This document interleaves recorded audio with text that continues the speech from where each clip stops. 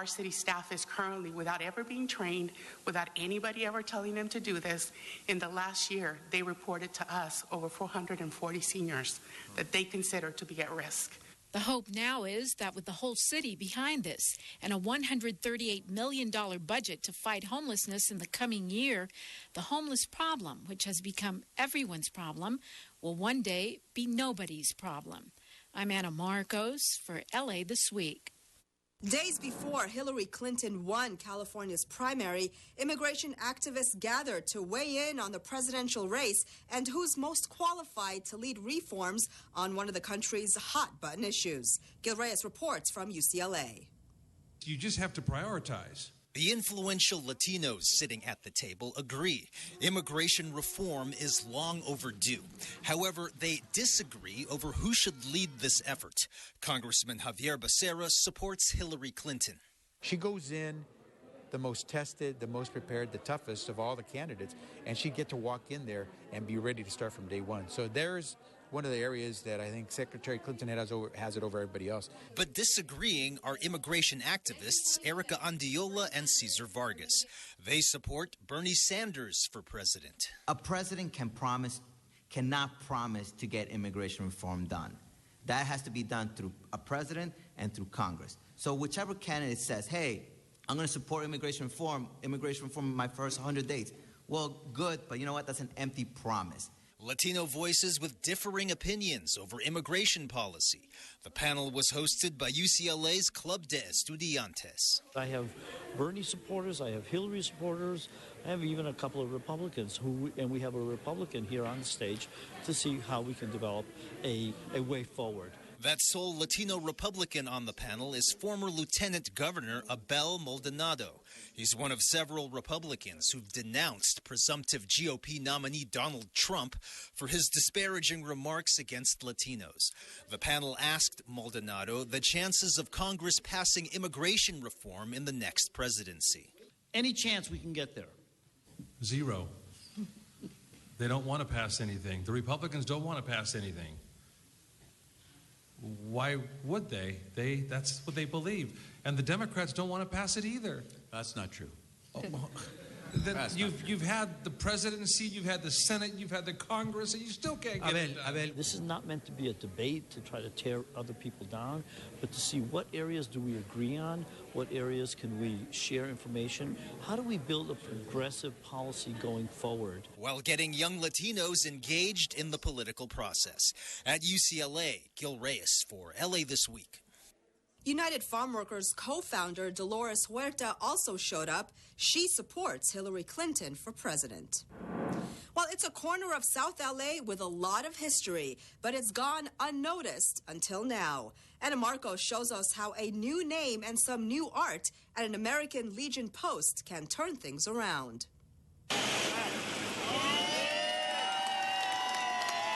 The unveiling of this sign in South LA marks a piece of history. The square is now named after the Benjamin J. Bowie American Legion Post 228, as well as its namesake, Benjamin Bowie, the first African-American soldier from California killed in World War I. I would like to let everyone know, whether they're African-American or not, all veterans, we want to support them. The new square has also gotten a massive new mural, which depicts African-American leaders from all 5 branches of the military, one of them a woman, as well as portrayals of the average soldier.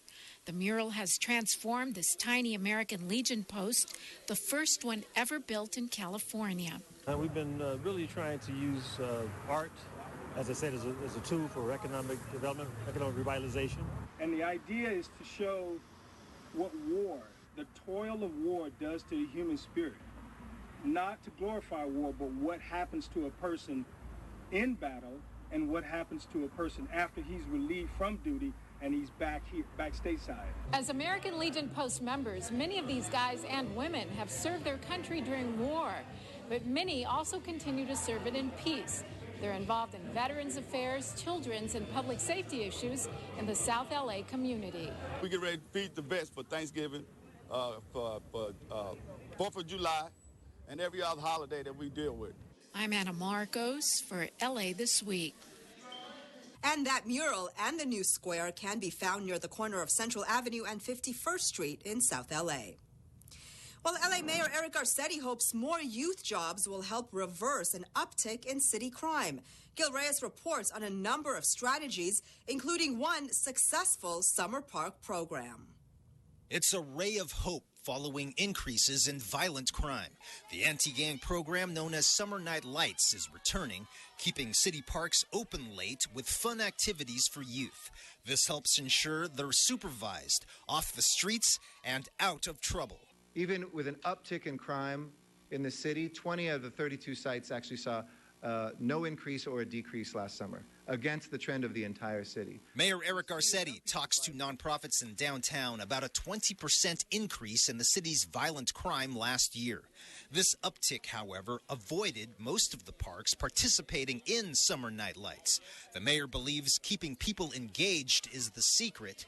His strategy includes adding more summer youth jobs when school's out. This year, 15,000 city-sponsored youth jobs are planned. That's 5,000 more than last summer.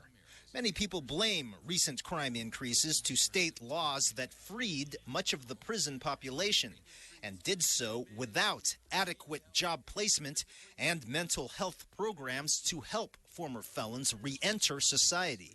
With few options, many people say the formerly incarcerated are committing crimes again, reversing what had been years of decreasing crime numbers. If we don't get right the reentry piece of this for our young people and for those who are coming out of the criminal justice system, it'll swing back the other way.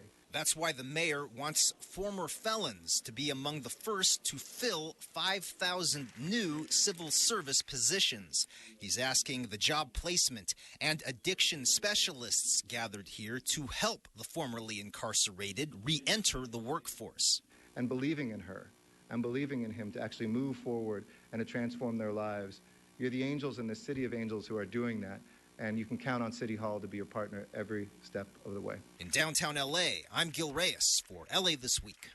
In 2007, Mayor Garcetti launched what eventually became the Summer Night Lights program. It was initially called At the Park After Dark. Garcetti launched it when he was a councilman.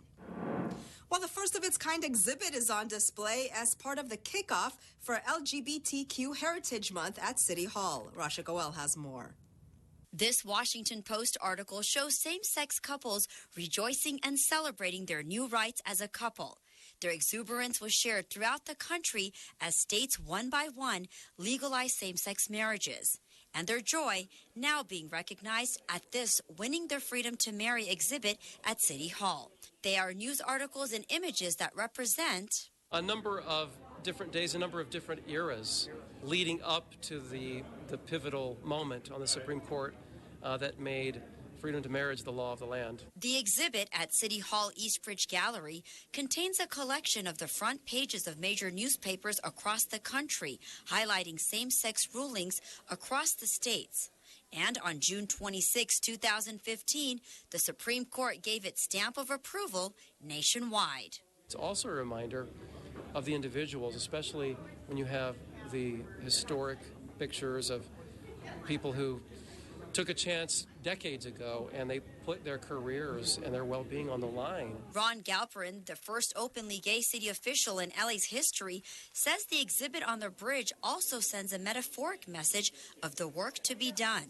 We are on a bridge between ignorance and acceptance, between hatred and tolerance, between fear and embrace.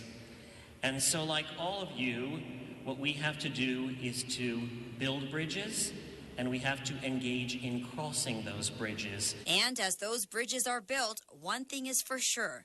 As Councilman Mitch O'Farrell puts it, this exhibition is about love winning the day. I'm Rasha Goel for LA This Week. The Winning the Freedom to Marry exhibit will run at City Hall until the end of June.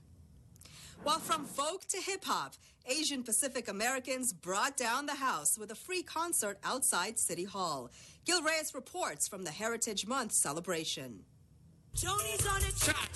Hoes out on mission, but they can't afford the cash. The music was diverse like the performers on stage. They played rock, rap, urban reggae and folk, the grand finale of the city's Asian Pacific American Heritage Month celebrations. Proud to be Chinese American, proud to be Japanese American, proud to be Korean American, Pacific Islander, Filipino, and Southeast Asian. Councilman David Ryu, LA's first Korean American city council member, organized the free event, dubbed the Pacific Bridge Concert. Comedian Jenny Yang gave a shout out to other Asian Pacific Americans out there.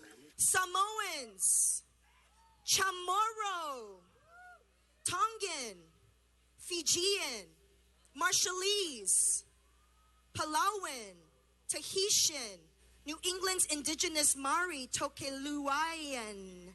I'm messing this up. I'm so sorry. I'm from Taiwan. I'm so sorry. Performers included Tribal Theory, Aquafina, Dumbfound Dead, Joseph Vincent, Kevin O, and Run River North. With the music, with the art, with the films, with the television, people come here to tell their stories. But for too long, we haven't heard the story of Asian and Pacific Americans. We made it a point to tell everybody to bring your friends, bring those who might not know about Asian culture or heritage. So they could experience what Asian Pacific American artists have to offer. Outside City Hall, Gil Reyes for LA This Week. Grammy-nominated singer Jhené Aiko also headlined the concert. Well, 100% success for a program designed to help students achieve their college dreams is extraordinary. In Boyle Heights, it's life-changing. Rich Samuels reports. 45 students arrived for I Am College Track's first launch to college ceremony. Since before 9th grade, these future-minded Roosevelt High School students have taken part in a program designed to help reach heights they hadn't dreamed of. I didn't see myself going anywhere. But my parents, my friends, my teachers, College Track gave me support. And I'm grateful for that. We are a college preparedness and college completion program. What we do is we recruit students the summer before 9th grade, and we support them through college graduation. So we provide 8 to 10 years of support. Students come after school several times a week. We provide academic support, homework help, tutoring, ACT preparation. We do leadership development. College Track has worked with students in underserved areas across the country. Thanks in part to entertainer will.i.am and his I Am Angel Foundation. I Am College Track Boyle Heights opened up in 2012. That first class of 8th graders is graduating today. You guys did this, right? We would have been happy if it was 20% graduation. I would have been like, yo, I told you a couple of kids wanted to do it. But like all of you guys? It shows in a community where only 5% of the residents today have a 4-year college degree. You'll change those numbers. Our children here in Boyle Heights can achieve their God-given potential if given that chance, and that's what tonight's all about. Adela Lopez, who nearly dropped out of school in 8th grade, found new hope thanks to College Track and her family. They saw the potential in me that I couldn't yet see in myself. Putting all my faith in them, I signed up. After 4 years of hard work, Adela is heading to Whittier College with a $28,000 yearly scholarship. From the true heart of Boyle Heights, this is Rich Samuels for LA This Week. The College Track program was founded in 1995 by Laureen Powell Jobs and Carlos Watson. Well, the city hosts an event to raise awareness on an ongoing revitalization project. Rasha Goel has the details. Lewis McAdams, known as the godfather of the LA River and president of the Friends of the Los Angeles River, was honored as the LA River hero at the city's recent celebration of the 3rd annual LA River Day. It's embarrassingly great, you know. I mean, I feel like I'm grateful to the river for allowing us to work there. You know, it's really a kind of mystical connection that I can't explain, or why I've been doing it all these years. McAdams joined other organizations at City Hall to spread awareness and talk about the efforts being taken for the LA River revitalization. I'm working to preserve the communities along the river as well. As we move forward, we cannot leave our communities behind, as well as working to create a permanent revenue stream that will allow us to improve our infrastructure, restore habitat, help clean up brownfields, and provide a more livable community. The LA River is a 51-mile stretch that starts from the San Fernando Valley and empties out into Long Beach. Now, as officials celebrate Los Angeles River Day, they say there's plenty to do down here for Angelinos. Kayak the LA River. You know, the first time that I kayaked it, which was maybe 5 years ago, and as much as I had been in and around the LA River for a good part of my career, it just felt different. There's a lot of recreational activities that you could do in the river, like swimming, boating, biking, and also fishing. Lou works with Friends of the LA River, a nonprofit organization whose mission is to protect and restore the natural and historic heritage of the LA River and educate the public. It's our mobile museum where we take it to community events and schools to educate students and adults about the river's past, present, and future. The LA River's vibrant past has helped inspire the preservation and revitalization of this urban waterway. In downtown Los Angeles, I'm Rasha Goel for LA This Week. For more information and updates on the LA River, visit lariver.org. Well, city officials kick off LGBTQ month in LA. 2 new city apps open a window into the city's expenditures. A local decathlon team gets a special honor for the 5th time. All these stories in City Beat. LA Mayor Eric Garcetti joined council members Mike Bonin and Mitch O'Farrell, Controller Ron Galperin, and City Attorney Mike Fuhr to officially kick off LGBTQ Heritage Month in Los Angeles City Council. 4 members of the trans community were honored for their activism and community service on behalf of all LGBTQ Angelinos. We stand proudly, shoulder to shoulder, as one tribe. All people, all colors. Thank you. City Controller Ron Galperin launched 2 new mobile-optimized apps. Checkbook LA and Payroll Explore make it easier than ever for the public and policymakers to see how the city spends money. Checkbook LA has information on all the goods and services purchased by the city, while Payroll Explore makes it easy to monitor the city's #1 expense, payroll. Users can see an individual employee's pay and benefits. Galperin said the apps make the city's financials more transparent for everyone. LA City Council member Mitchell Englander joined Granada Hills Charter High School and the community in the unveiling of an official City of Los Angeles street sign honoring the school's academic decathlon team, which won its 5th national title in the last 6 years. And I feel like it's an important message to send to the community. It's something that we need to represent our school and our community as one of the greatest in the nation. And I feel like that's something that I'm proud of. Looking for a summer job? Well, Uber is hiring fluent Spanish speakers to join its growing fleet. Gil Reyes has more. Que viva Uber! Ride-hailing service Uber is hiring. This recruitment drive taking place at the Latino-based Salesian Boys and Girls Club for a reason. Their goal is to hire 12,000 new drivers over the next year, and they're specifically targeting Spanish-speaking job applicants. Uber has openings for its Uber Español service. Spanish-speaking drivers are needed to serve Spanish-speaking customers. In government, we're constantly talking about job creation. And I'm hopeful that these new services offered by Uber today will be an opportunity for those wishing to embark on a new way to create more income. Councilman Joe Buscaino says he frequently uses Uber, a ride-sharing service you can hail on your smartphone. There's no extra cost for Uber Español. Make the selection by simply pressing a button inside the Uber app. Economically, does it work out for you? Does it help you out a lot? I guess it does.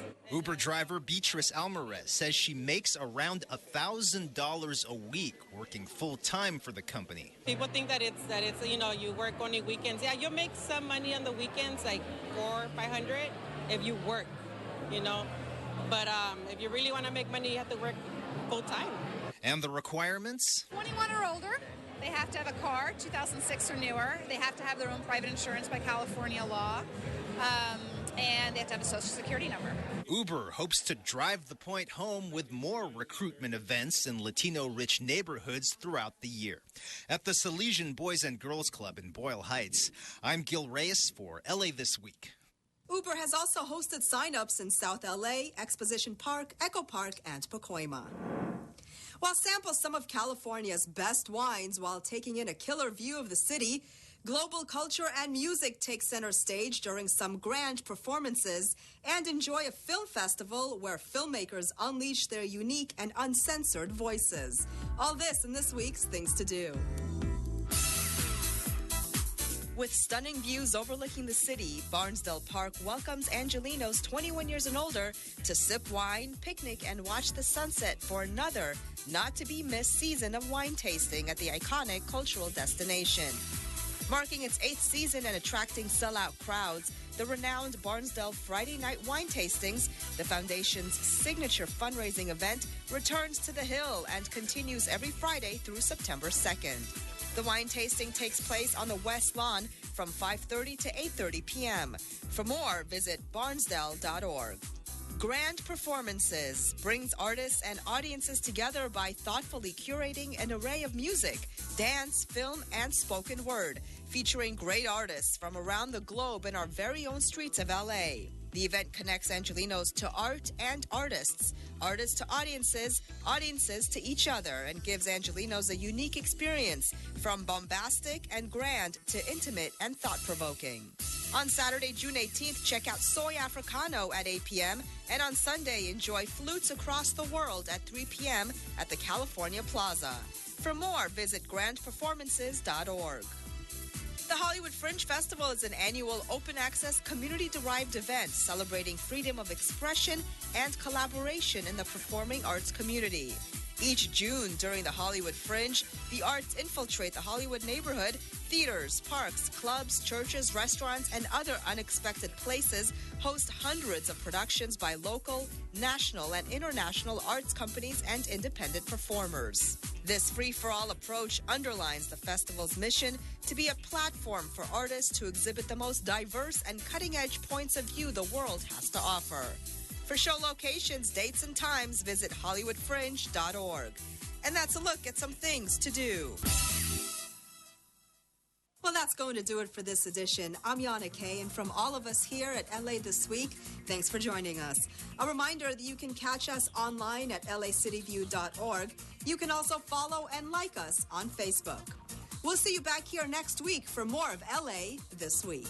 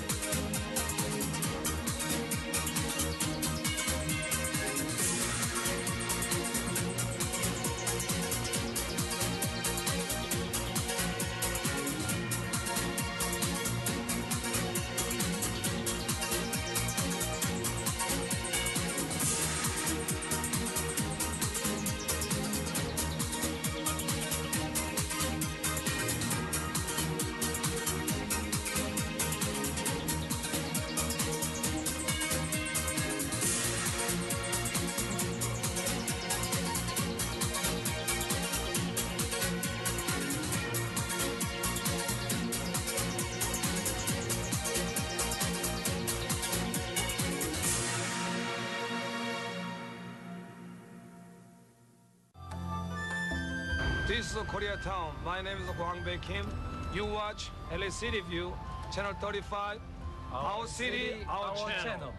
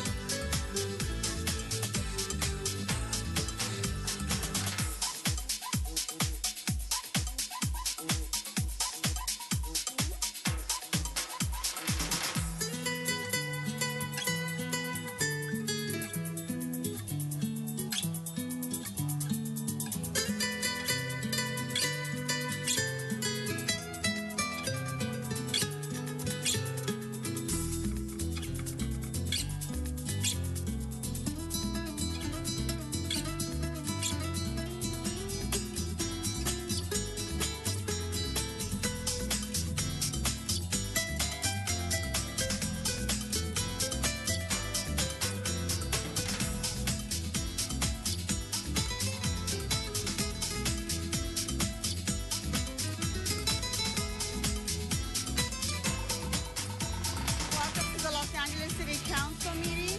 Today is Tuesday, June 14th. Your City Council meets on every Tuesday, Wednesday, and Friday. Madam Clerk, can you please call the roll? Blumenfield, Bonin, Buscaino, Cedillo, Englander, Fuentes, Harris Dawson, Weezer, Koretz, Krikorian, Martinez, O'Farrell, Price, Rue, Wesson. 10 members present and a quorum, Madam President. Thank you. First order of business. Approval of the minutes. Mr. Bonin moves. Mr. O'Farrell seconds. Next. Commendatory resolutions for approval. Mr. Harris Dawson moves and Mr. Koretz seconds. Next. Madam President, today is Tuesday and time for the flag salute. Everyone, please rise for the flag salute. Mr. Bonin, can you please lead us in our flag salute this morning? Absolutely. Thank you, Madam President. If everybody could please place their hand over their heart. Ready? Begin. I pledge allegiance to the flag of the United States of America and to the republic for which it stands, one nation, under God, indivisible, with liberty and justice for all.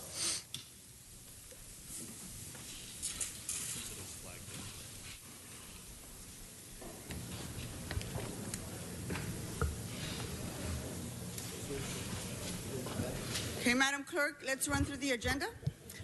Madam President, there's a request to continue items 1K and 1O for 2 weeks to June 28th. Okay, without objection, that will be the order. What's next? The Department of Building and Safety recommends that the following items be received and filed. 1C, E, F, G, and H, as the liens have been paid in full, and 1L, as the initial fee has been paid and late fees rescinded. Okay, without objection, that will be the order. What's next? Item 1 is an item notice for public hearing. Do we have any cards on that item? Yes, we do have cards.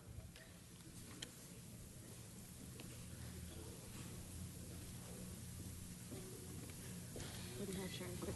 19 and 24. Thank you. Okay, let's move on to the next item. And 22. Items 2 through 15 are items for which public hearings have been held. Item 8 should be held on the desk for an amending motion. Members, any specials? Mr. Bonin? Item number 3, special, please. Item number 3 from Mr. Bonin. Anyone else?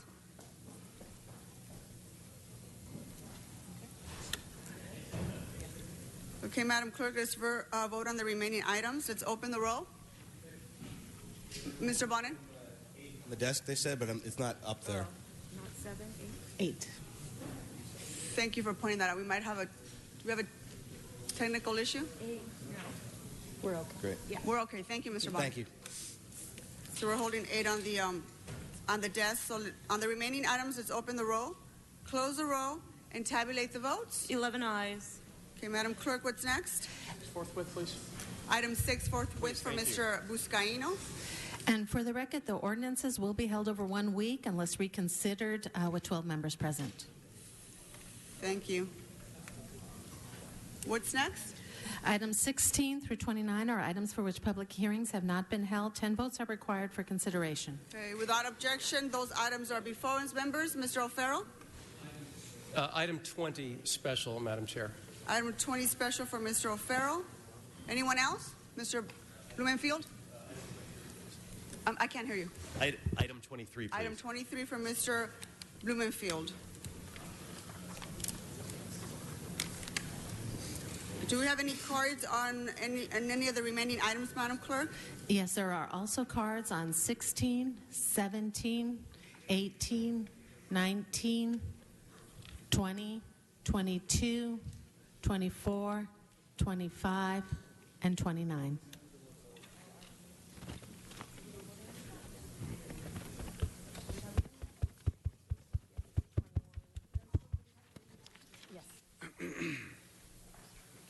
All right, on the remaining items, let's open the roll. No, Madam President.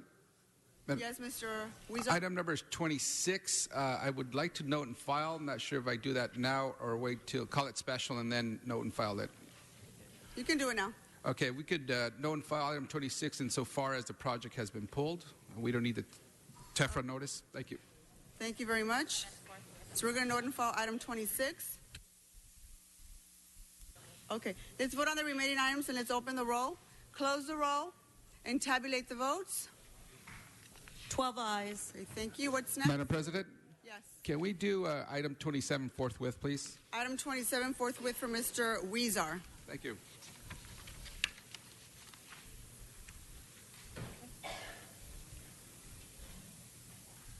Okay, Madam Clerk, what's next? Items 30 through 34 are items scheduled for a closed session. Would you like to hold those on the desk? Let's refer it to Mr. Krikorian. Sir? Thank you, Madam President. Each of these items has been considered by Budget and Finance, and we support the recommendations of the City Attorney. They can be considered in open session unless members have questions or concerns about any particular item. Mr. Fuentes? Item 9 forthwith. Item 9 forthwith for Mr. Fuentes. The items before us, members, are there any questions? All right. Madam Clerk, let's read for closed session each item, please. On item 30, there, in the case entitled CPR for Skid Row versus City of Los Angeles, there's a recommendation to expend $125,394 in settlement of attorney's fees. On item 31, in the case entitled Miguel Anguiano versus City of Los Angeles, there is a recommendation to expend $137,500. In the case entitled David Egler versus City of Los Angeles, item 32, there is a recommendation to expend $750,000 in settlement. On item 33, in the case entitled Estasi Yankee and Dontazi Story versus City of Los Angeles, there's a recommendation to expend $1,945,411.42 in settlement of attorney's fees and payment of final judgment. On item 34, in the case entitled Tony Lavon versus City of Los Angeles, there's a recommendation to expend $822,000 in settlement. Thank you, Madam Clerk. Those items are before us. Let's open the roll, close the roll, and tabulate the votes. 13 ayes.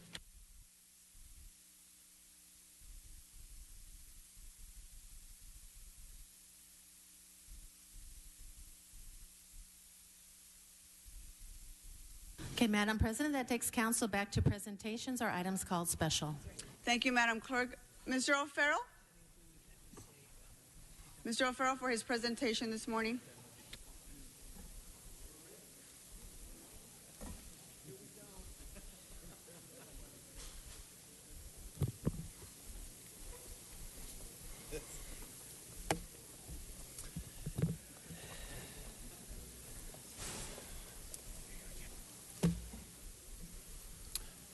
Madam Chair, colleagues, good morning.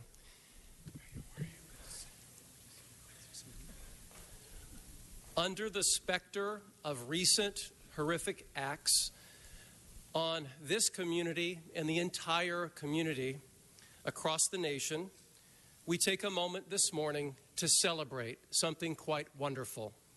This is a moment of celebration. I am glad to be joined by Councilmember Jose Huizar to bring to you a festive presentation. We're also joined by Lori Jean, Executive Director of the Los Angeles LGBT Center, and many, many other friends. As we all know, this is Pride Month in Los Angeles. We are joined by the beautiful cast of East West Players' production of La Cage aux Folles to honor the work of its longtime producing artistic director, Tim Dang, who deserves a huge round of applause for 23 years.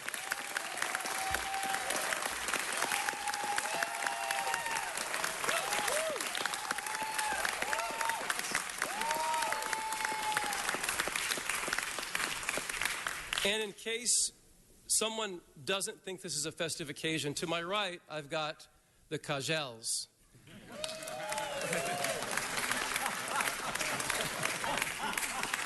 And let me tell you, they can kick high, and they can do it wearing high heels. That's right. As chair of the Arts Committee, it is my honor to shine a spotlight and advocate for the performing arts. Live theater is so important to the entire city of Los Angeles and to our sense of community and culture. Since 1993, Tim Dang has been a leader in ensuring that East West Players leads the nation in creating Asian Pacific artistic works. In his role as director of East West Players, Tim Dang has nurtured artists and fostered a community of inclusion. This past Sunday, we celebrated the Tony Awards, and America witnessed how the landscape of theater is changing with a quantum leap forward known as the play Hamilton, which won Best Musical and 10 other Tonys. The need for diversity of actors, stories, and storytellers in our theater is no secret to Tim. He created an initiative encouraging theaters to hire more people of color, women, and younger generations, essentially writing diversity into their genetic code. Councilmember Huizar has the honor of having East-West Players located in his district. I would now like to ask Councilman Huizar to say a few words. Thank you, Mr. O'Farrell. Thank you. Thank you very much, Mr. O'Farrell, and thank you for your continued support of the arts. And colleagues, it is so important that now more than ever we take opportunities such as this to acknowledge and commend individuals who don't just promote equality and acceptance in our communities, but they fight and use their considerable talents to actually make that change happen. And in the city of Los Angeles theater community eyes and in the Asian American community's eyes, Tim Dank is one such person. It is no easy feat to focus on theater in a film industry town, and it's certainly no easy feat to do it well. But when you consider context in the same film community town where opportunities for actors, writers, and directors of color are rare and for Asian talent even rarer, East-West Players is a performer's mecca, a place where they get the opportunity that the film industry has not given them as much of. A place where the Asian American experience and stories are not reduced to stereotypes, but are told in all their complexity and depth. And for nearly 23 years, Tim Dang has led that important and vital effort, and we applaud him for that.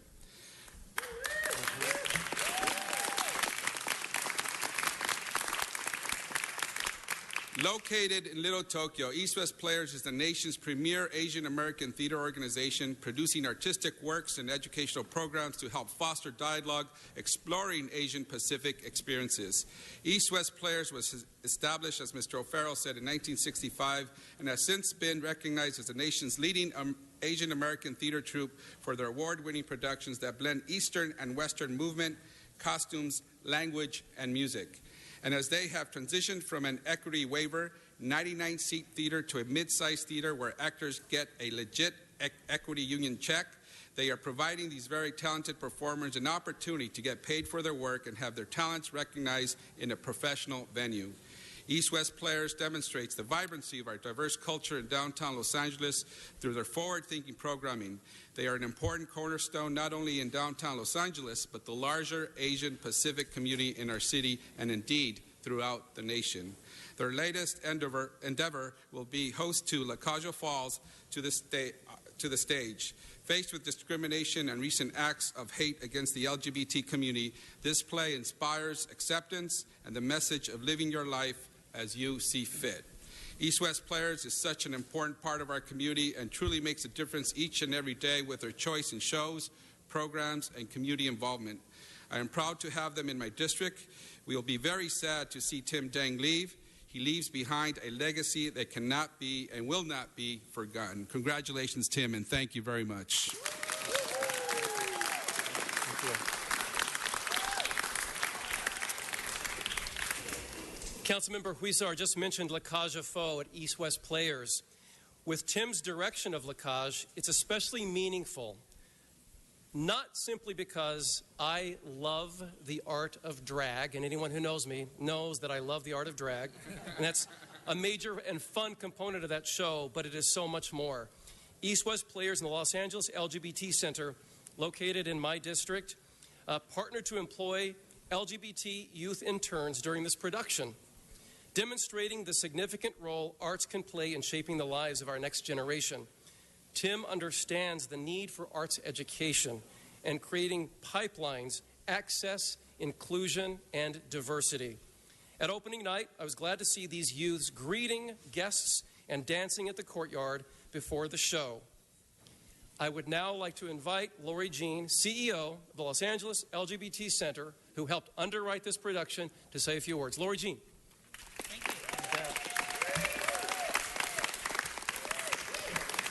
Good morning. It's a real pleasure to be here with you today to help celebrate Tim Dang Day. And I commend the City Council of Los Angeles for recognizing such an extraordinary leader in our city. The Los Angeles LGBT Center has collaborated with East West Players many times. La Caja Fol is just the most recent example. But we aren't the only ones who have collaborated with East West Players. Under Tim's leadership, East West Players has spent decades partnering with any and all organizations that would help to tell the stories of the Asian and Pacific Islander communities in all their dynamic diversity. And Tim Dang's leadership has been about so much more than bringing the highest quality productions to stage. He has always approached the work of East West Players with an eye towards making Los Angeles stronger. In addition to hosting amazing productions, they have focused on arts education in the schools, particularly in underserved communities, and on collaborating with and strengthening other theaters of color. Among Tim's most admirable pursuits has been his unflinching commitment to building diversity in Hollywood and the cultural arts, not only here in Los Angeles, but across the country. He has never accepted the status quo, nor has he left any community behind. Instead, he has worked tirelessly, using his substantial talents, persuasive abilities, and diplomacy to build and enrich the cultural fabric of our city.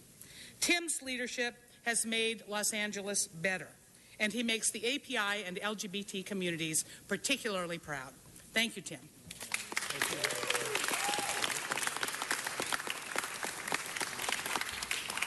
In the wake of the tragic events of this past weekend, we remember why it is so important to celebrate our culture in all its magnificent diversity here in Los Angeles.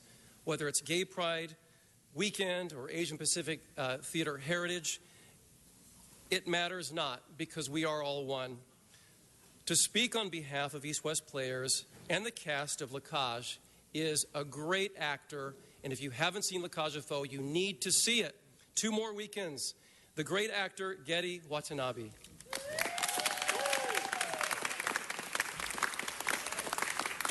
Hello, good morning.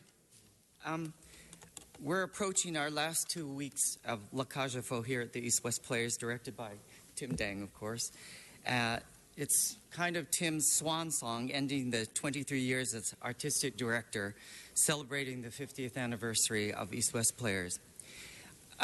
On a personal note, 1 week before the previews, with the help of the LGBT people he brought and the transgender homeless youth to help us backstage, he brought them backstage, it became apparent how talented they were.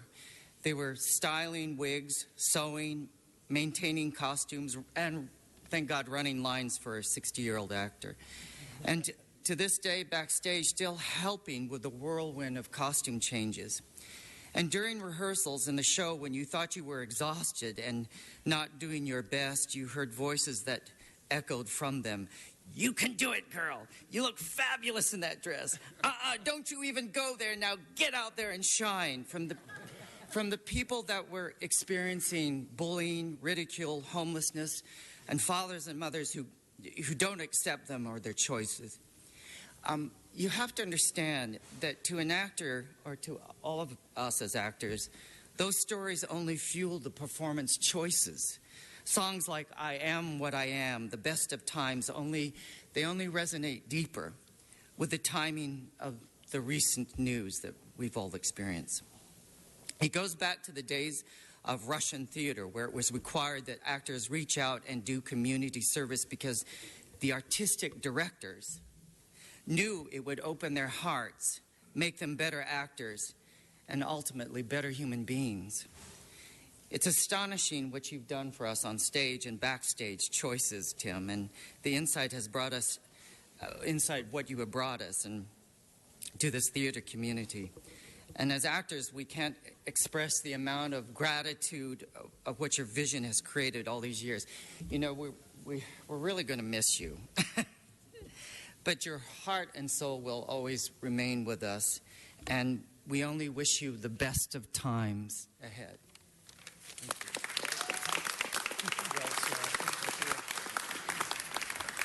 So as I mentioned before, I encourage all of you to see this wonderful, wonderful production this month. The final performances that will include a buffet dinner, wine, beer, and dancing in the courtyard on June 22nd through the 26th.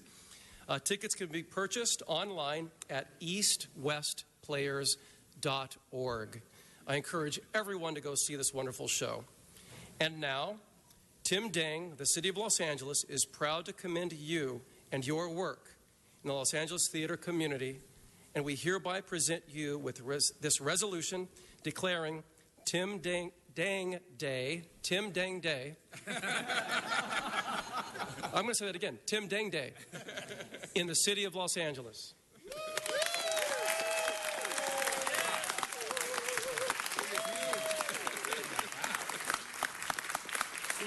Come up fast. Yeah. Let's hold it lower so Jenny can be. There we go. Okay. And we'll tilt it forward a little bit for the glare. Oh, God.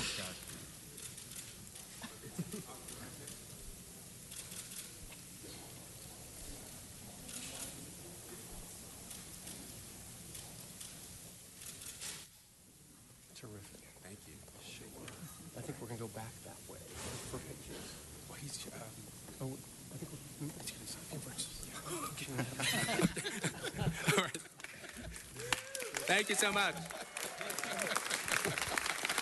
Thank you so much, Councilmember O'Farrell, Weezar, Getty, Lori, for those kind words.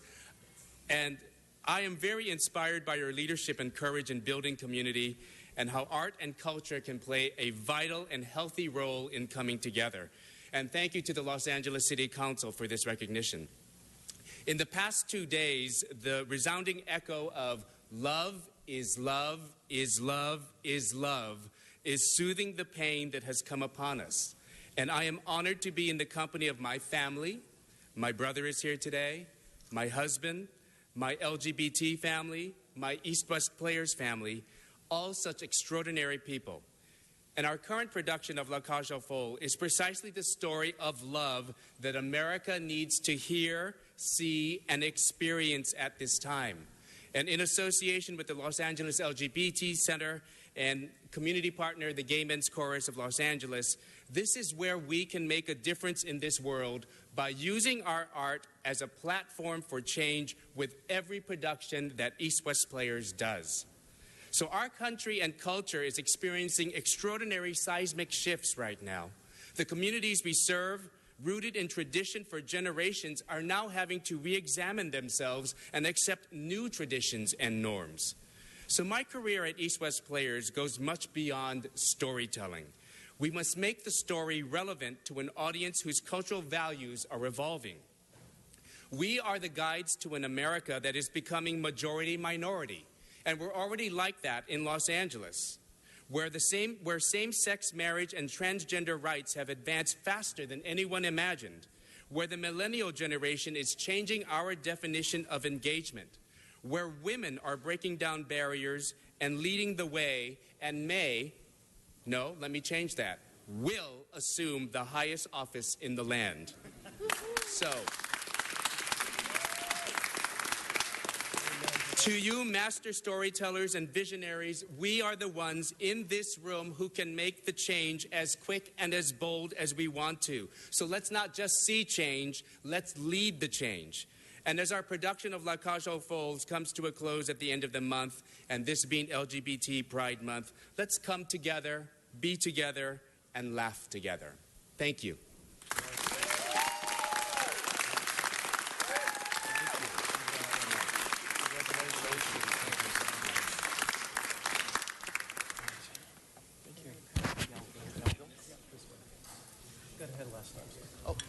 Mr. O'Farrell, we have Mr. Wu on the queue. Mr. Dang, yeah.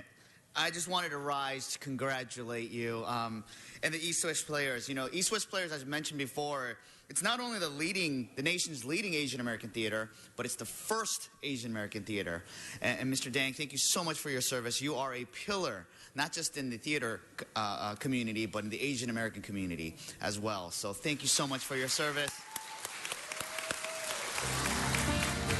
And I look forward to coming I believe I'm coming to the last performance. So thank you so much.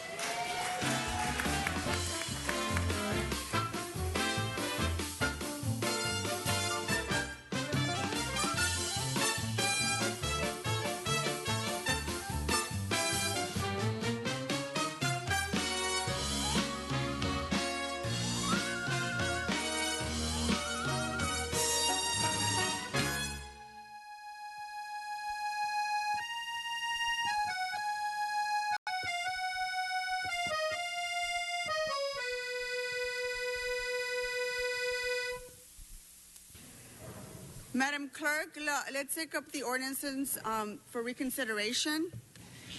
And that was items 4, 5, 6, 7, and 9. Okay, let's open the roll, close the roll, and tabulate the vote. 13 ayes.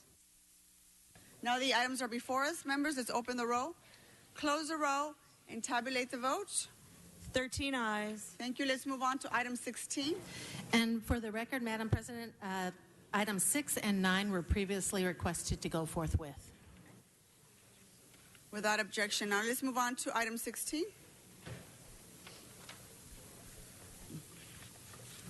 Item 16, called special for cards. Mr. Walsh, item 16.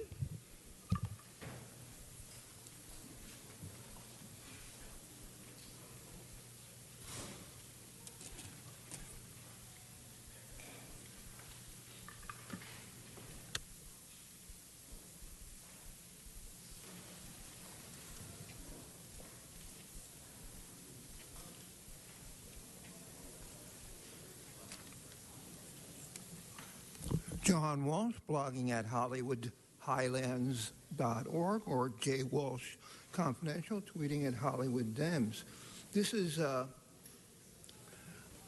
reappointment of Ms. Christina Noonan to the Board of Water and Power Commissioners. No, the DWP is the most corrupt, arrogant board commission. They make you look nice. Gives you an idea. And she is the hench person, not man, hench person behind the whole thing. There'll be no discussion of Christina Noonan because she is one of Garcetti's favorites. And you're going to vote 15 to nothing? If you could vote 17 to nothing or 20 to nothing, you'd vote that way. Christina Noonan covers the entire DWP with shame. HollywoodHighlands.org. Next speaker, William Scherner.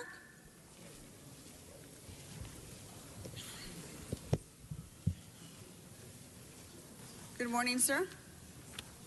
William Shunowork. I support this nomination because I want to keep Christine around so that she'll help me remind everyone that I told you so when the rates keep going up and the environment just gets worse.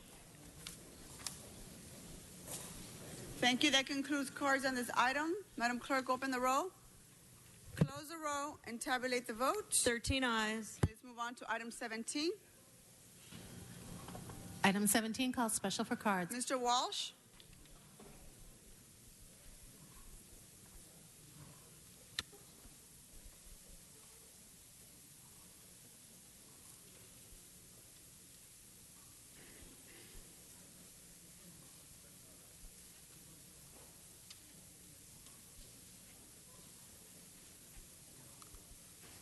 John Walsh, this is a rent escrow. When you do an excellent job, I'm the first to congratulate you on this rent issue, and I've been here since 1966, and I haven't had any trouble with the city on rent.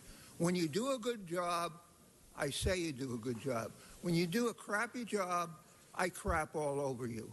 And you do a good job on this. Remember, you never know what I'm going to say. It's either praise or condemnation. And on this issue, on the rent escrow, praise, all praise. HollywoodHighlands.org, J. Walsh Confidential, tweeting at Hollywood Dems.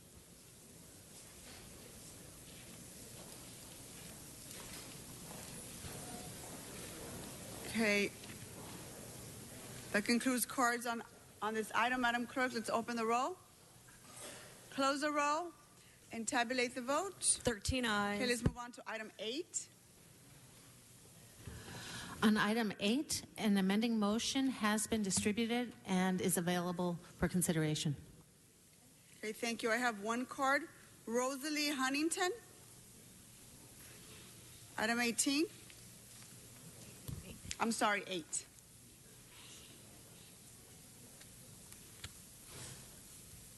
May I? Go ahead. Okay.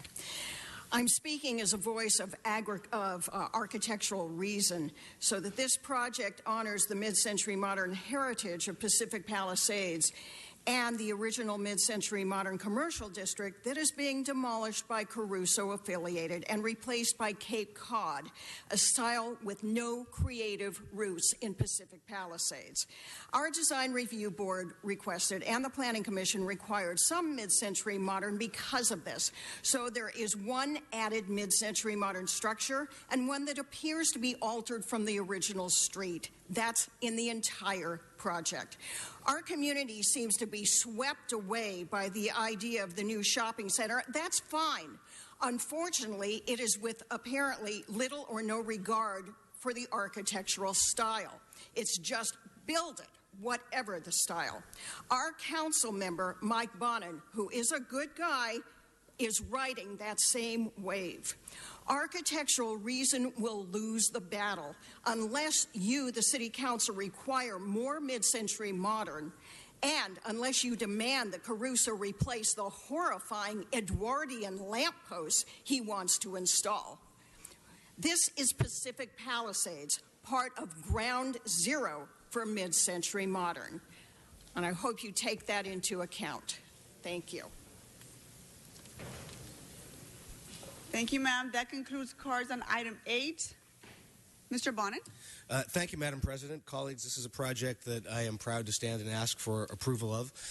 It is rare, as most of you know, for a project in my district to come forth with nearly unanimous support. This is a project where I have been getting emails and phone calls about 9-to-1 in favor of this project. And this is the Caruso-affiliated Palisades Village project in downtown Palisades. For those of you who've been there, you may know that Palisades is like a postcard-perfect community. It's a little village nestled above the ocean, and it has its own sense of community and its own sense of feel. For a very long time now, under the previous owners of the stores on Swarthmore, the downtown was closing down. The stores were no longer open, and the stores were falling into disrepair. The community has been concerned about this for a very long time, and they were very fortunate that Rick Caruso came riding in on a white horse and decided to do a number of public hearings with the community and listen to what the community wanted to do with this project. And because of this project, downtown Palisades will be revitalized in a way that the vast majority of the community is absolutely ecstatic and excited about. And I want to talk about how Mr. Caruso and his team went about this project. Rick and his team met in folks' living rooms, in big meetings, in community centers, and in living rooms to hear what they really wanted about this project. And when little kids in the community said, "We want an ice cream store," they listened, and there's going to be an ice cream store here. And when the community said, "We don't want to have to drive to Santa Monica or somewhere else to go to the movies," they listened and they put in a movie theater. This is a phenomenal project that will revitalize Palisades. I want to thank the team that led the outreach on this, Rick and Michael and all of his crew. And I want to ask for an amending motion here today. The Plum Committee report did not capture some of the changes that were agreed to in committee that I have asked for and that the developer has agreed to do, which is to increase more parking so that folks have more of an opportunity to go to the shops there. And so I ask for your approval of item 8A today, which will incorporate all of those changes and do right by the community. Thanks very much. Thank you, Mr. Bonin. That item is before us as amended. Let's open the roll, close the roll, and tabulate the vote. 13 ayes. Congratulations. Let's move on to, I'm sorry, Mr. Wu, did you have a special presentation? Yes. Just wanted to make an announcement. Thank you, Madam Chair. Today we have a great friend of mine, a mentor, and someone who is no stranger to the halls of City Hall. Former City Council member and former Supervisor Zev Yaroslavsky joining us today. He and his former chief of staff, who is now a partner at the UCLA Luskin School Los Angeles Initiative, gave a wonderful presentation about Los Angeles County and City Quality of Life Index at my committee this morning. It was very revealing statistics that you could see. It was a survey done for the residents in the Los Angeles City and County, and which you can go to their website to download and look for yourself. But thank you, Supervisor, for joining us today. Thank you, Mr. Wu. Let's move on to item 24. 24, called special for cards. Patricia McAllister, item 24.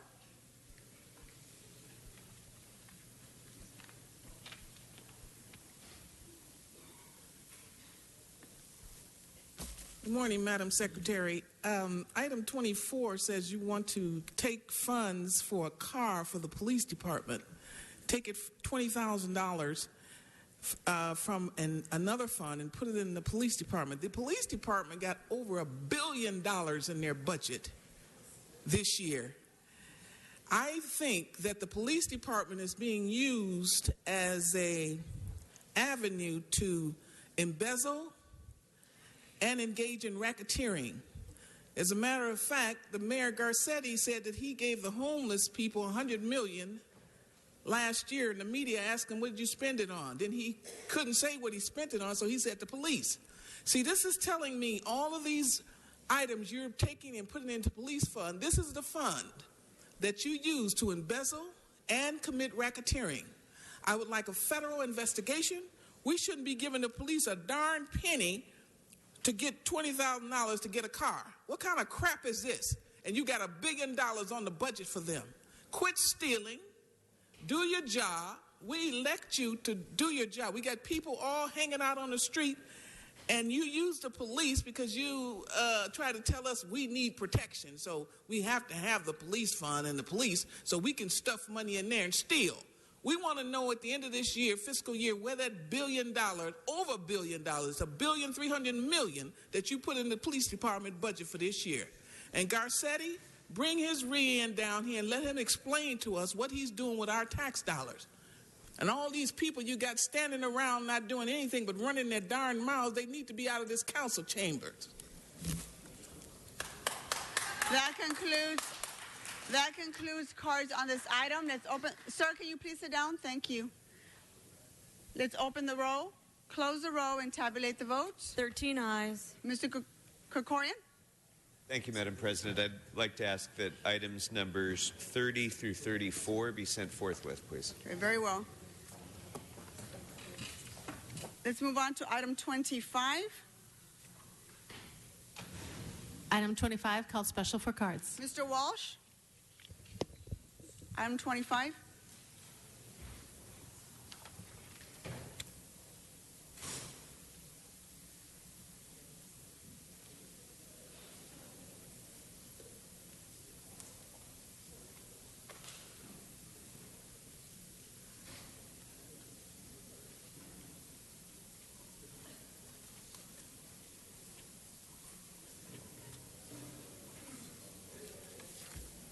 John Walsh, blogging at HollywoodHighlands.org, tweeting at Hollywood Dems. This is everything you heard from the last speaker, ditto. But this is yet another car. And I just want you to know, these new cars go to white neighborhoods. And if your skin is black and you live in South LA, you don't get one of those cars. You have to have this color skin as I speak in front of an all-white jury. And this one is for the Foothill. And here in this number 25, it's a $20,000 car. That's cheap. We want our cops to have $50,000, $100,000 cars with guns that they can shoot at black people anytime they want to, because this city is racist. That concludes cards on this item. Let's open the roll, close the roll, and tabulate the votes. 13 ayes. Let's move on to item 23. And on item 23, a substitute resolution has been distributed. There are 2 votes required. The first vote would be whether to substitute. Okay. Mr. Blumenfield? Item 23 is before us. Mr. Bonnet, I'm sorry. Mr. Blumenfield's mic is on. Okay, it's on now. Great. Thank you. I rise to support this resolution. It is a resolution in support of AB 2844. Mr. Richard Bloom's bill in the legislature, Assembly Member. As it's introduced, what this bill does is it states that companies participating in boycotts against Israel undermines the relationship between Israel and California, and that it is not in the interest of the state of California to do business with such companies and to do contracts with such companies. The Bloom bill does not prevent people or companies from boycotting Israel or any other country, but it is an important statement that such boycotts against Israel are antithetical to what we are doing as a state, as a country, and as a community here in Los Angeles with Israel. We're having partnerships with Israel. The MOU with Israel, Memorandum of Understanding with Israel and California, where we're cooperating on issues of energy and water and cybersecurity. In Los Angeles, we have an Israel Los Angeles task force, where again, we're cooperating on critical issues. Two nations coming together on critical issues. Not to mention, Israel is one of our large trading partners. It's the 18th largest trading partner in California. And it's also one of our allies on the international scale. It's the only democracy that celebrates, the only democracy in the region. It's a democracy that celebrates diversity. Just recently, Tel Aviv had one of the largest gay parades in the country, 180,000 people. Again, this bill is not about foreign policy. It doesn't deal with the West Bank. It doesn't stop people from expressing their views on these issues. It's about preventing discrimination here at home. It's about the BDS movement wants to do things like prevent academics from Israel from attending conferences where there are multiple academics. For what reason? Simply because they're from Israel. Not because of policies, but because of their national origin. The BDS movement is also not about human rights. They cloak themselves in that. But when you look at it, they are a country. Israel is a country that is surrounded by countries with horrible human rights records, countries that surround it that are legalize honor killings and other things that are horrendous. But the BDS movement doesn't target all of those countries. It targets one country. It targets Israel. Why? Because the BDS movement, when you actually scratch the surface, and they pretty much admit it, they have a single goal. And their goal is basically to eliminate the state of Israel. They're not for a two-state solution. They are for the elimination of Israel. Now, I have no problem criticizing Israel, criticizing its policies. I myself have done that on many occasions, and I think that is something that is healthy to do. But the BDS movement is virulently anti-Semitic in the way that it goes about its effort. But again, the bill before us, the resolution supporting the bill in the state, is not about foreign policy. It is merely about making sure that California governments are not complicit in discrimination. It is a bill that is in line with the California practice of not tolerating discriminatory business practices across the board, and it is a bill that just ensures that when it comes to Israel, we also don't tolerate those kind of discriminatory practices. So with that, I ask for your aye vote. Thank you, Mr. Blumenfield. Mr. Koretz? Thank you, Madam President. And I'd like first to thank my colleague, Mr. Blumenfield, for bringing this forward. I mean, everyone has their own opinions. My opinion is that Israel wants peace. They want to be left alone, and that's all they want. Israel is not trying to aggressively attack other nations, but the nations that surround Israel would like to see it eliminated.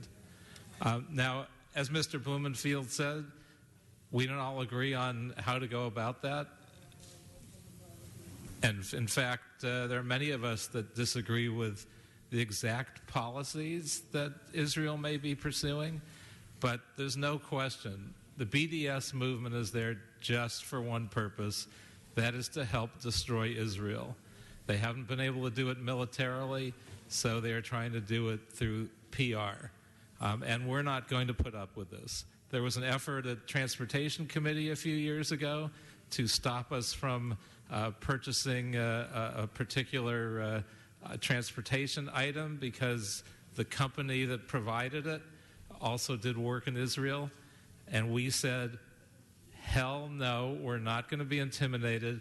and we're not going to make our decisions based on foreign policy in the Middle East. And that is still true today. I believe it's always going to be true in this city. Israel is a good ally. They're a good partner. And even if they weren't, they don't deserve to be destroyed. And we are not going to do anything that allows us to move further in that direction. In fact, we support exactly the opposite. And I encourage my colleagues, and I'm sure they will, to support this and with a loud and unanimous voice support the State of Israel. Thank you, Mr. Koretz. Mr. O'Farrell, if I can have the members of the public, in order for us to move quickly, I would appreciate if you didn't clap. Mr. O'Farrell. Thank you, Madam Chair, and thank you, Mr. Blumenfield, for your leadership on this very important issue. Here are a number of other reasons to support Richard Bloom's Measure AB 2844. The following countries have not outlawed honor killings. There are no adoption rights for LGBT couples. There are no anti-discrimination laws, no spousal benefits, and they are Egypt, Iran, Jordan, Gaza, the West Bank of Israel, Saudi Arabia, and Syria. Honor killings occur when an individual kills a family member who has had sex or is rumored to have had sex, outside of marriage, either by choice or because he or she was raped. Some countries have no penalties or only light penalties for this kind of killing.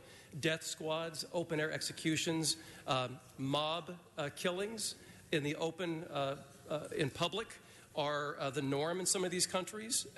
And so how can we in good conscience not support AB 284? Again, Mr. Blumenfield, thank you for your leadership. There is no stronger signal than we should send to the rest of the world than to support Israel at this time. Thank you. Thank you, Mr. O'Farrell. Mr. Price.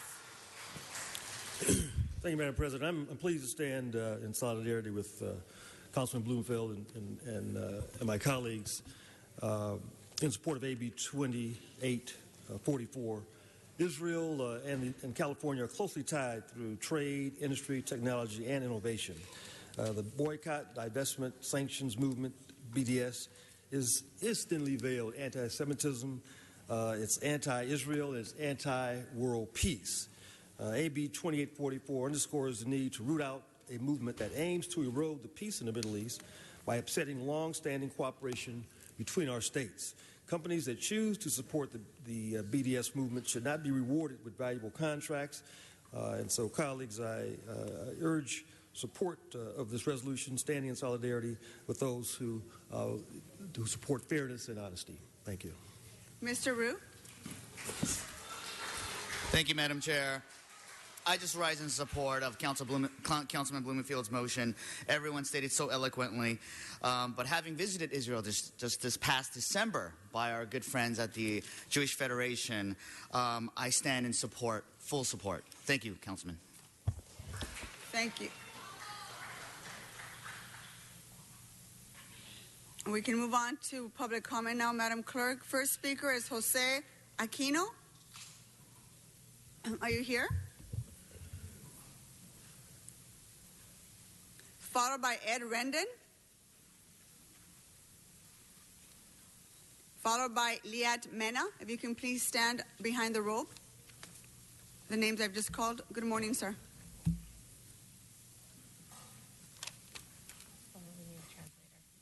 Oh, I'm sorry. We need a translator? It's coming. Ahorita le van a traer el traductor. Gracias. Buenos días.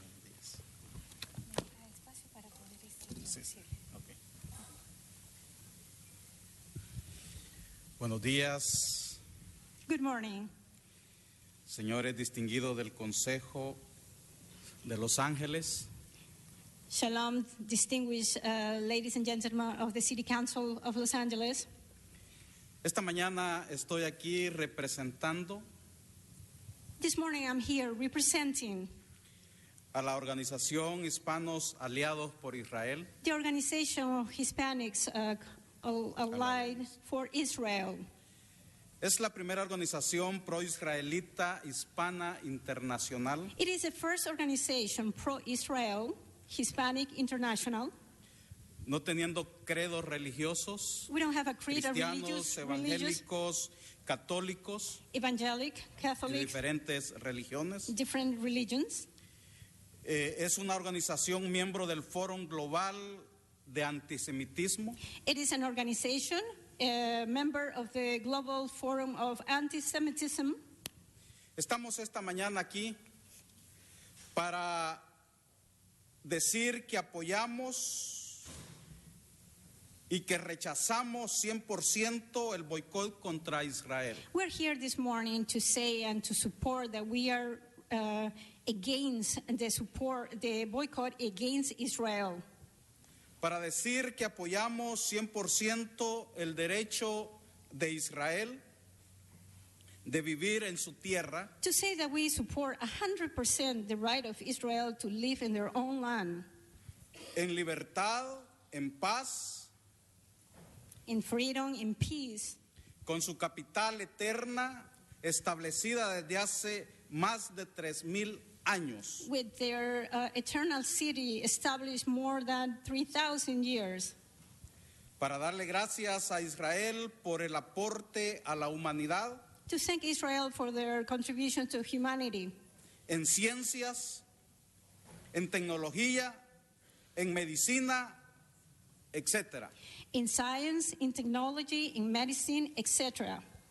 Para darle las gracias a Israel por el libro sagrado de donde los profetas Jeremías, Isaías escribieron, To say thank you to Israel for the sacred book where Jeremiah and Isaiah, the prophets, they wrote los principios de la rectitud y la justicia moral the principles of justice, of moral justice, que sirvieron como una brújula para la civilización occidental. that work as a compass for the modern civilizations. Señores concejales, señoras, quiero dejarlos con este pensamiento. Ladies and gentlemen, city council members, I want to leave you with this thought. Cuando oramos por Israel, estamos orando por la paz del mundo. When we're praying for Israel, we're praying for peace, world peace. La Gracias. His time is up. Gracias, señor. Next speaker.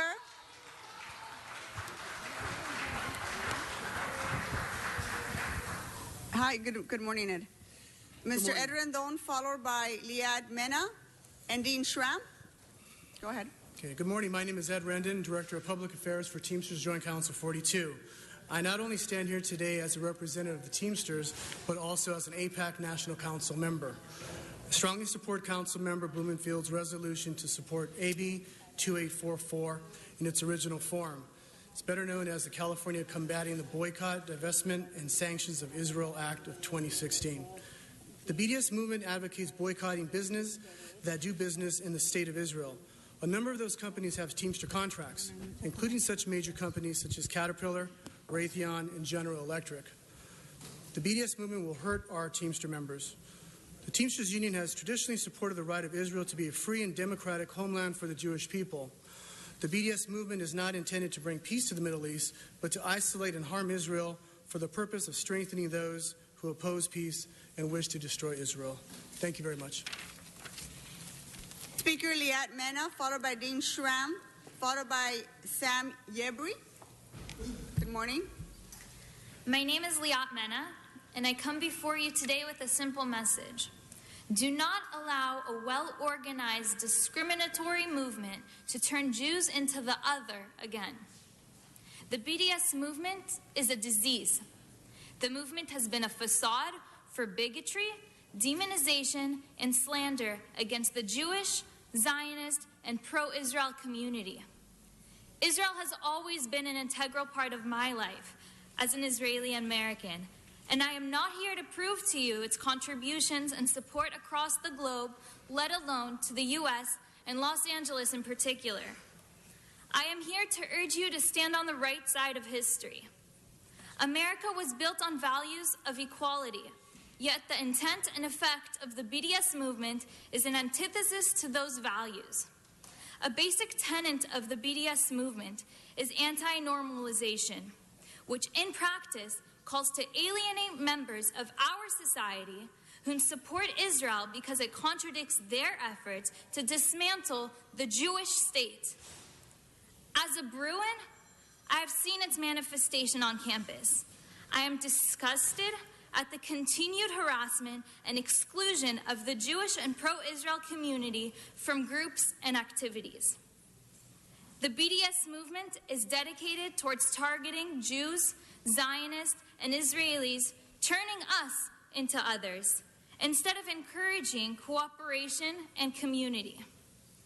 By supporting AB 2844 and preventing California from investing in those who choose to discriminate, hate, and undermine our values, you will not only invite but encourage conversation and cooperation. Thank you. Thank you. Next speaker is Dean Schramm, followed by Sam Yebri and Maddie Sadoff.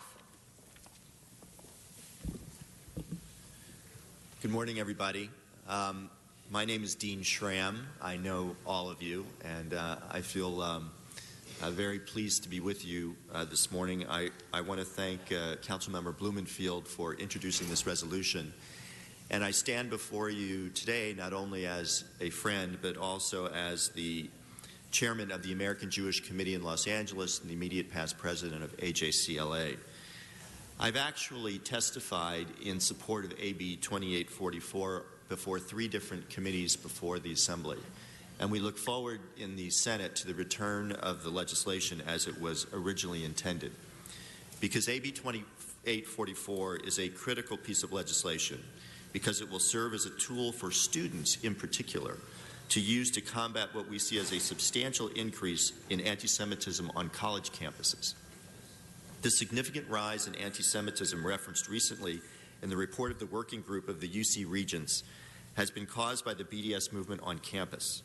Pro-BDS supporters routinely attempt to pass boycott Israel resolutions which either directly or indirectly incite hate speech or actions against Jewish students or against those who simply disagree with the BDS agenda, Jewish or not. Students under attack can point to AB 2844 and say to those uninformed or subject to persuasion, look at what the state of California has done. The state of California will not do business with those companies which engage in a discriminatory boycott of the state of Israel. If the state of California is opposed to the goals of the BDS movement, so should you be. AB 2844 provides the opportunity for California to stand up and speak out and say to the world, we stand with our partner and ally, the state of Israel. We will not tolerate anti-Semitism on our college campuses, in our state, in Los Angeles, or anywhere else. We oppose the aims of the BDS movement, and we will fight against it. Thank you. Thank you. Next speaker is Sam Yebri, followed by Maddie Sadoff and Joshua Sadoff. Good morning. Good morning, members of this honorable council. It is a pleasure to be here with you. My name is Sam Yebri, a former member of the Los Angeles City Civil Service Commission and the president of 30 Years After, the leading Iranian American Jewish civic organization. I'm here to urge this council to adopt the resolution sponsored by Councilmember Blumenfield expressing Los Angeles' support for Assembly Bill 2844, the California Combating the Boycott, Divestment, Sanctions of Israel Act of 2016. As you know, Los Angeles is home to a large and robust Iranian American Jewish community, a community that fled persecution and violence for freedom and opportunity in Los Angeles, but also a community that has deep affinity with the state of Israel and the people of Israel. The Iranian American Jewish community strongly supports AB 2844 for 2 reasons. First, by prohibiting public contracts with companies participating in a boycott of Israel. The bill protects the invaluable partnership, trade, and exchange of ideas between California and its 18th largest trade partner, Israel. Simply put, the partnership with Israel is helping save lives in the state of California, helping us tackle some of our most serious pressing issues like the drought and water issues.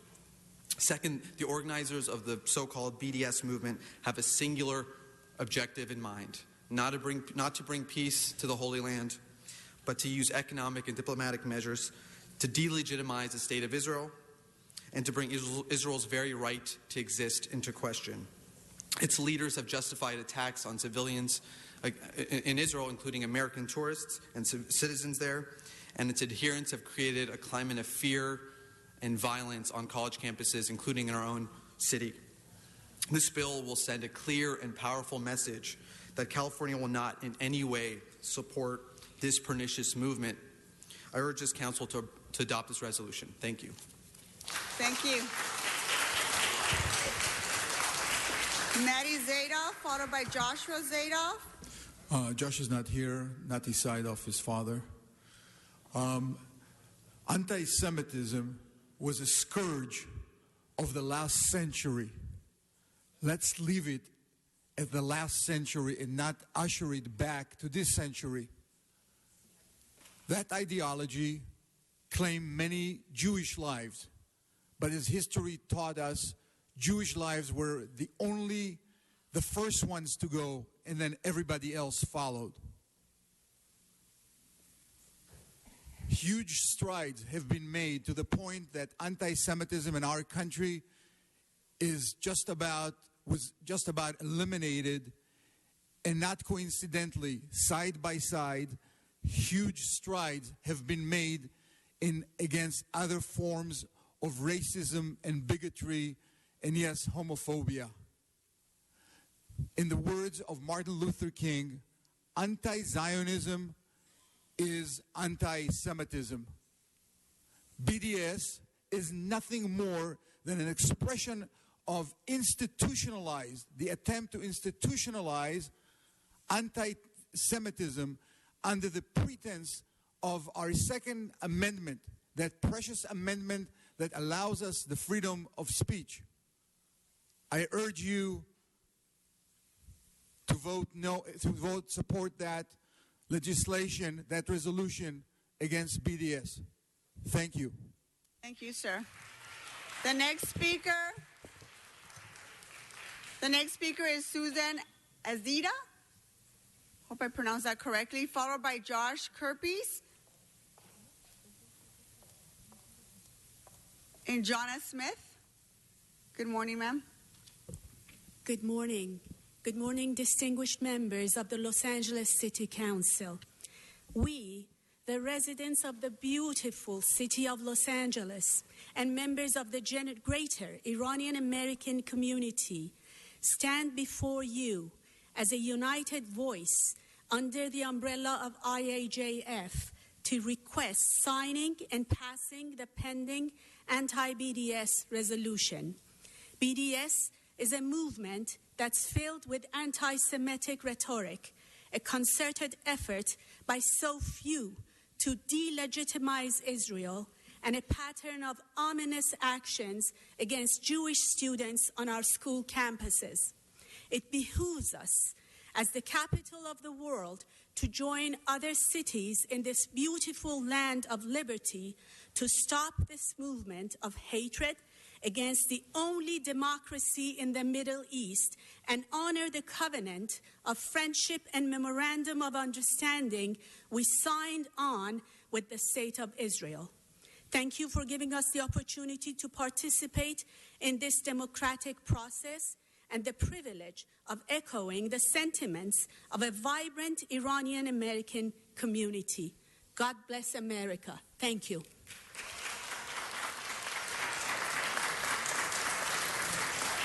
Josh Kerpies, followed by Jana Smith and Patricia McAllister. Thank you. My name is Josh Kerpies. I'm the District Director for Assemblymember Richard Bloom, and I came here today on behalf of the Assemblymember to thank Councilmember Blumenfield for bringing this resolution to the Council and to thank the comments that have been made previously by other Council members and for your support. AB 2844 has been referred to the Senate Judiciary Committee, and it is our intention at that time, in the coming weeks, as it's being heard in that committee, to amend it to restore the language, the strong language that was in it prior to it departing from the Assembly. Again, I want to just thank the Council member for bringing this resolution to the body, and for all the speakers that have spoken today, and for the reasons eloquently stated by Councilmember Blumenfield. I respectfully ask for your support for this resolution, and thank you. Thank you. Next speaker.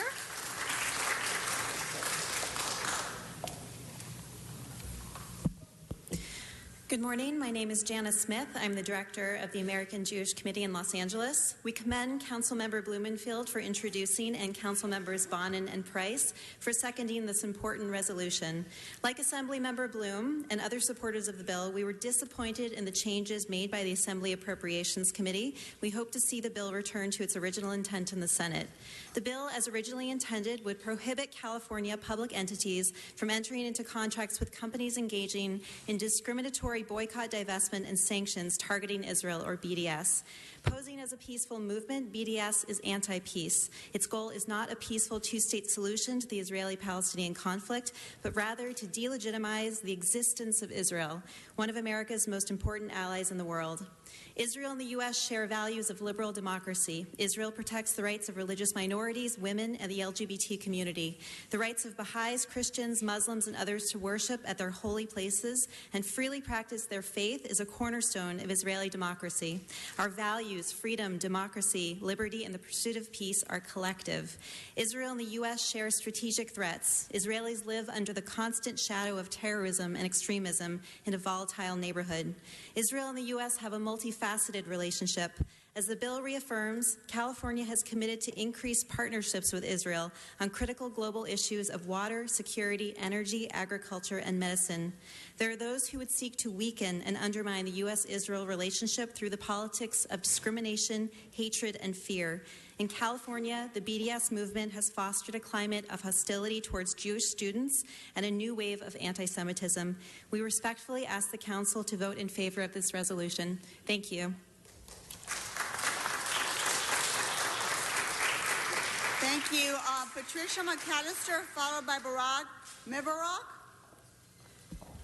As the council members know by now, I'm a very honest person. I don't bite my tongue. As of 2013, Israel had been condemned in 45 resolutions by the United Nations Human Rights Council since its creation in 2006. The Council has resolved almost more resolutions condemning Israel than the rest of the world combined. The 45 resolutions comprise almost half, which is 45.9%, of all country-specific resolutions passed by the Council, not counting those under Agenda Item 10. The United Nations General Assembly has adopted a number of resolutions saying that the strategic relationship with the United States encourages Israel to pursue aggressive and expansionist policies and practices. We should not let Israel run this country. We have all of these crimes against children, rapes, sodomization because of Israel. Because of the Talmud, which teaches to rape 3-year-old little girls and sodomize little boys and incest. Israel does not run this country. Netanyahu comes here and goes into the White House and addresses Congress without President Obama's... you need to speak to the item. That is, you're not speaking to the item, ma'am. I'm talking about this topic. Israel does not run this country. They don't tell us who to boycott, who to buy from. There are more people in this country than Jews. We've got Christians, we've got Muslims, we've got all kinds of people. Israel don't run this. They boycotted Germany, and that's why Hitler had to round them up. You are not speaking on the item. I'm not going to stand for another boycott of this country. Will you turn on my mic, please? We will not tolerate it. I don't want my tax dollars involved in this. Let Israel handle its own problems. They're over there sodomizing little boys, little Palestinians. Okay, so we need to address that. Israel don't run this nation. This nation is run by all the people, not the Jews. Next speaker is Barack Mevarock, followed by Shirley Freeman. Good morning, sir. Good morning, and thank you very much for allowing me to speak today. I'm horrified by what I just heard, and I'm emotional. So let me just say, what you just heard was anti-Semitism. This is exactly what's going on here.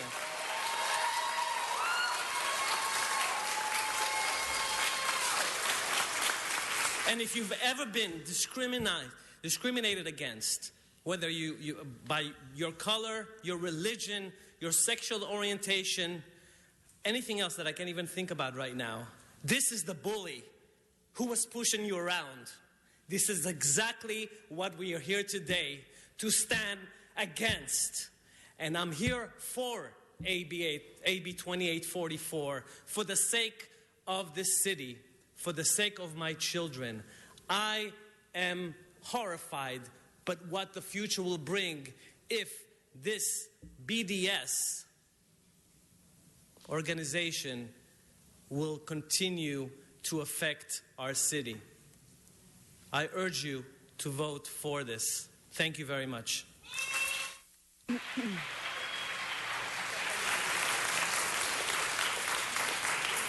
Thank you, sir.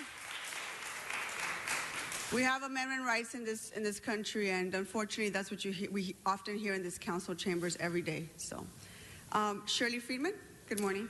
Good morning. I'm Commissioner Shirley Friedman. Most of you know me here in Chambers, and I'm here first of all to thank Bob Blumenfield for asking you all to vote in support of Richard Bloom's bill. I am a child of Holocaust survivors, and I am very well aware of what anti-Semitism is. I am very well aware of anti-sexuality, anti-discrimination against anybody, and I would very much like for you to support this. And please call your state senators and ask them to please pass it. Israel is a very productive country. We look to Israel for water. We look to Israel for our phones, our computers. Everything that you deal with somehow goes through the country of Israel. Intel, Apple, these are all big corporations. Waze was created in Israel. So if you use Waze, it was made in Israel. There are so many products that are made in Israel, and we need to support them. They are not discriminating. I have cousins in Israel who are gay who support them. They have the largest gay rights parade in Israel. Anywhere in the Middle East, they're not persecuted like they are anyplace else. And I want to thank you for, excuse me, it's very difficult to speak on this because it is an anti-Semitic thing. And it reaches me very down deeply because my father was in Auschwitz, my mother was in Treblinka, and I grew up with this. And I don't want to see this happen again in the United States. Thank you for your time, and please vote in support of this. Thank you, Commissioner. Nice to see you. Next speaker is Shala Jordan, followed by Jacob S. and Sana Alas.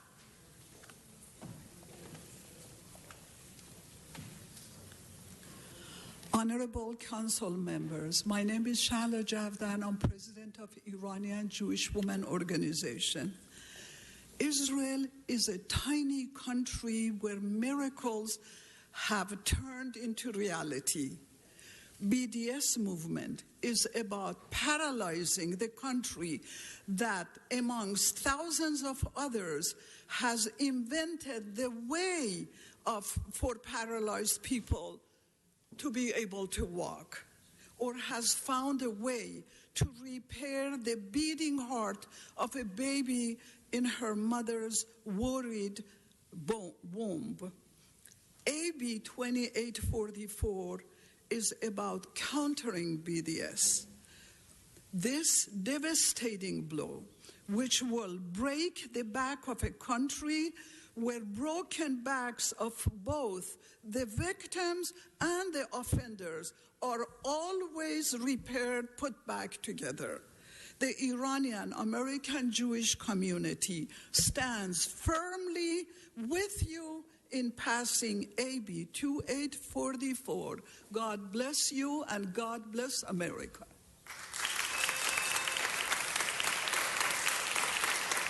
Thank you. Is there a Jacob S? Jacob S on this item? No one here by Jacob? Are you Jacob? No, you're not. Okay. Sana Alas?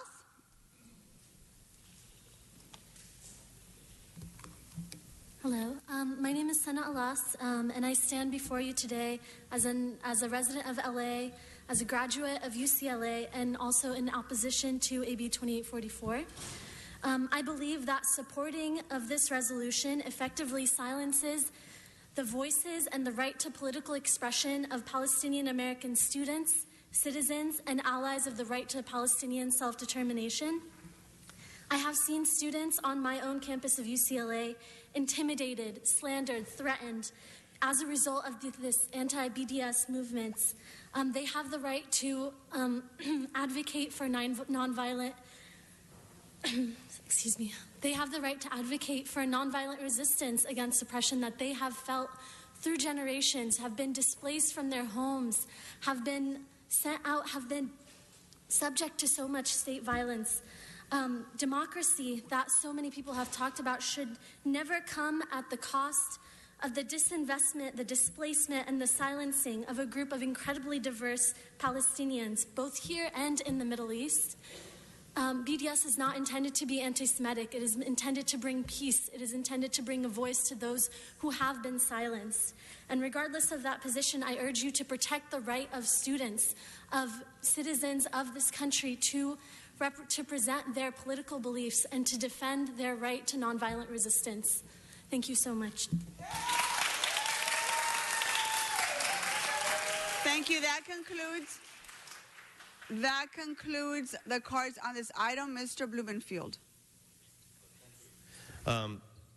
First, I want to remind folks this bill doesn't prevent anyone from speaking out on any issues. It merely says that the state of California and governments in Los Angeles and throughout California will not be complicit in that kind of discrimination.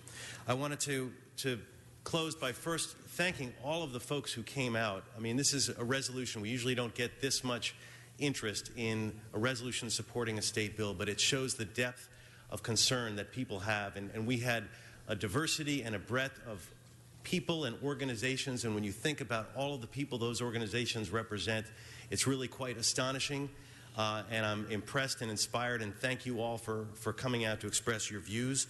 I hope that today we can send a strong message against anti-Semitism, against discrimination, against hate, against the BDS movement, and a message that is for Richard Bloom's bill, AB 2844, and I urge your aye vote.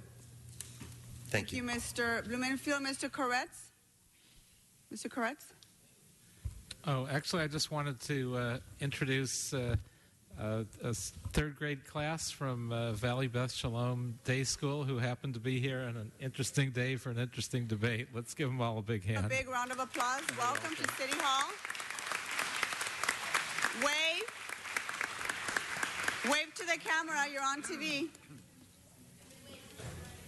There you go. Welcome to you, LA City Hall. Thank you, Mr. Koretz.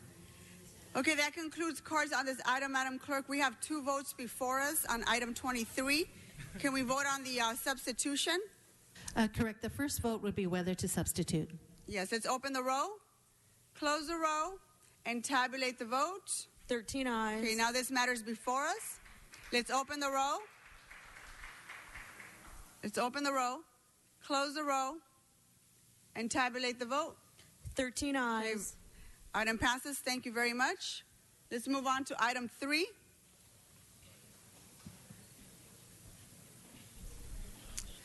Mr. Bonin for item 3. Thank you, Madam President. Colleagues, this is a kumbaya day in CD11. Not only did we have an overwhelmingly publicly supported project in Pacific Palisades a little bit earlier today, now we have one at a place where we're not as accustomed to seeing consensus projects come through, and that's at Los Angeles International Airport. Since Mayor Garcetti and I took office, we have been committed on a mutual agenda of making Los Angeles International Airport a world-class airport and also a first-class neighbor. And we have done considerable work on the world-class airport part over the past few years with this amazing land access modernization program that is going to happen, with all the terminal improvements. And today, we're fulfilling our commitment for Los Angeles International Airport to be a first-class neighbor. Back in the 1970s, the airport acquired 340 acres of space in between the airport and the nearby residential communities and the local business district. And it was meant to be a buffer between the airport and those communities. It was meant to be something that was a gift to the communities. Well, back in the 1980s, the airport decided to entitle it to build high-rises, to build big-box retail, to have almost no open space, and to make it a burden on the community, and make it something that would make it more difficult for all of us to navigate traffic to get to and from the airport. I'm very glad that the airport, working together with my office, with various members of the community, the mayor's office, has come up with what is a new plan that actually is a huge gift to the community. It's a promise long delayed, finally fulfilled. This year is the 75th anniversary of Westchester, so this is a gift from the City of Los Angeles to Westchester and to Playa del Rey. This is the result of over 50 public hearings, an award-winning public engagement process, and what they came up with, instead of the mega dense traffic choking development, is we have a neighborhood-friendly series of proposals, series of plans. We have everything here from open space, which will include a dog park, passive recreation, ball fields for baseball, soccer, lacrosse. We will have public benches. We will have public restrooms. We're also going to have a 3-mile-long paseo that stretches from downtown Westchester, Westchester Parkway, all the way down effectively to the beach. It's going to be a beautiful public amenity. In addition to that, we're going to have a lot of neighborhood-serving retail. It'll be a place for barbershops and beauty shops and florists, for neighborhood-serving restaurants. We're also going to have a creative office campus. There'll be a place for research and development. There'll be a place for Silicon Beach. There'll be a place for educational campuses. And there will be a place here on this campus for community and civic uses as well. So there's a potential place for a home for civic organizations or for cultural institutions, for an art gallery or museum. This is an incredible, incredible project, and I'm looking forward to working with the airport on moving it from a plan to a reality, which we'll be doing over the next couple years. But the airport has done a great job. I want to give a shout out in particular to Lisa Trifoletti from Los Angeles World Airports, who has led this process working with the community, and ask her to make a presentation. Good morning, council members. Lisa Trifoletti, Deputy Executive Director for the Los Angeles World Airports. And over the past 6 years, I've served as project manager for this Northside Plan update. We are very pleased to be before you today, and we are very relieved to be before you today to get to this point. I'd like to introduce to my right, Denny Schneider, past president of the Westchester Neighbors Association and current president of the RSAC, Alliance for Regional Solutions for Airport Congestion. And then to my left, I have Don Duckworth, Executive Director for the Westchester Town Center BID. And as Councilmember Bonin just described, so I'll just be very brief, this project incorporates 340 acres of land adjacent to the airport, and really is the plan is updating an old, outdated 1980s plan that was too dense, had design guidelines that did not reflect the latest standards in sustainability and design, did not reflect the community needs, did not reflect the airport interest in the property, and also did not achieve FAA's goals. So what we have done is we have worked together with the community to update a plan that would permit up to 2.3 million square feet of commercial development. Again, the objective is, just as Councilmember Bonin said, for the airport to become a world-class airport and a first-class neighbor.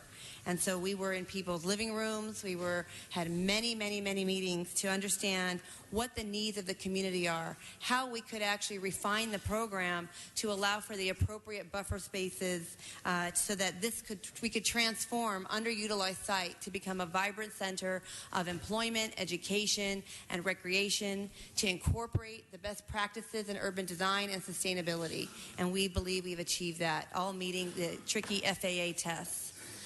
This gives you a quick example in terms of what the plan is intended to do.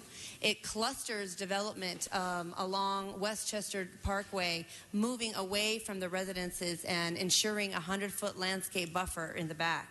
We enable up to over 118 acres of open space, adding 49 net new acres for active recreation. We cut the density roughly in half.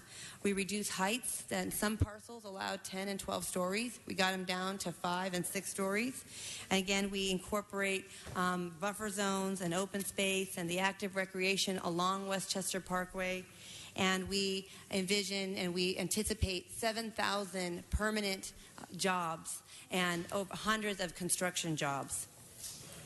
You can see the land use plan intends to put in red, it's where the mixed use commercial development would be situated along closer to Sepulveda Boulevard, integrating into what the Westchester Town Center Business Improvement District is already doing.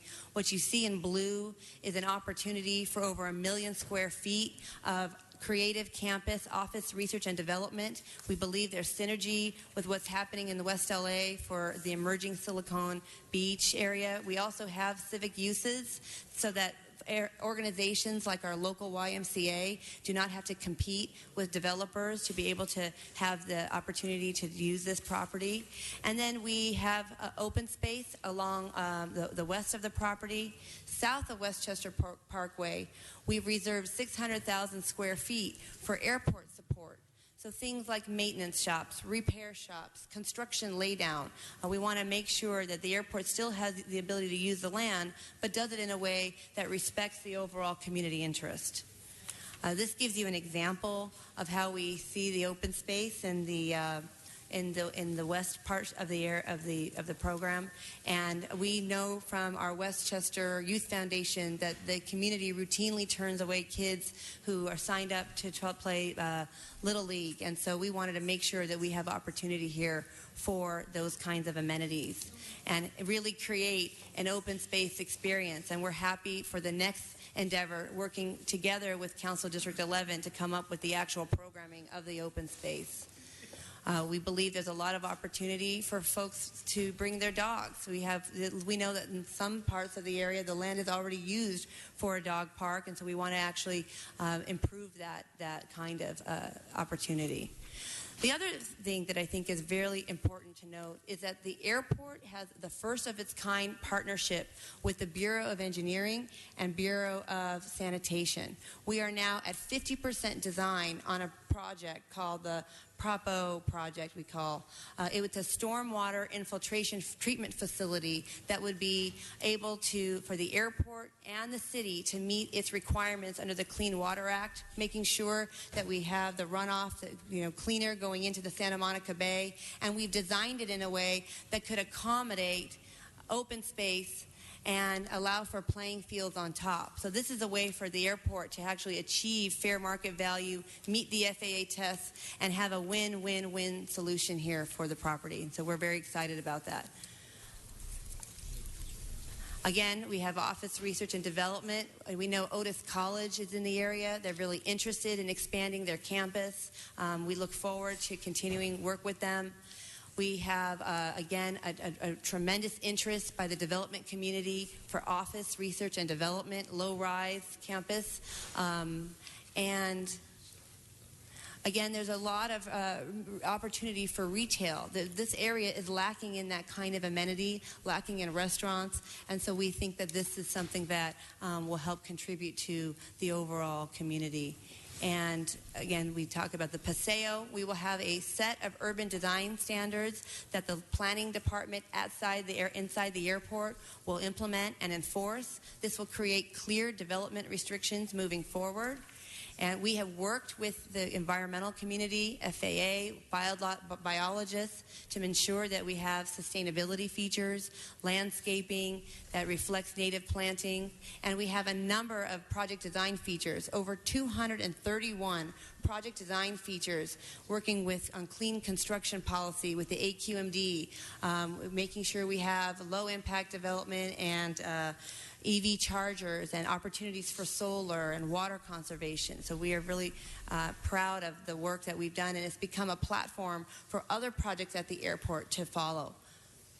This has been a long road. We've done a number of hearings, and we have enjoyed widespread public support at every single one of these hearings. And so we are now at the final close of the city approval process, and we respectfully ask for your support today And this has been a community-driven process, and we just wanted to tell you this has been a really great transformation for the airport. So thank you very much.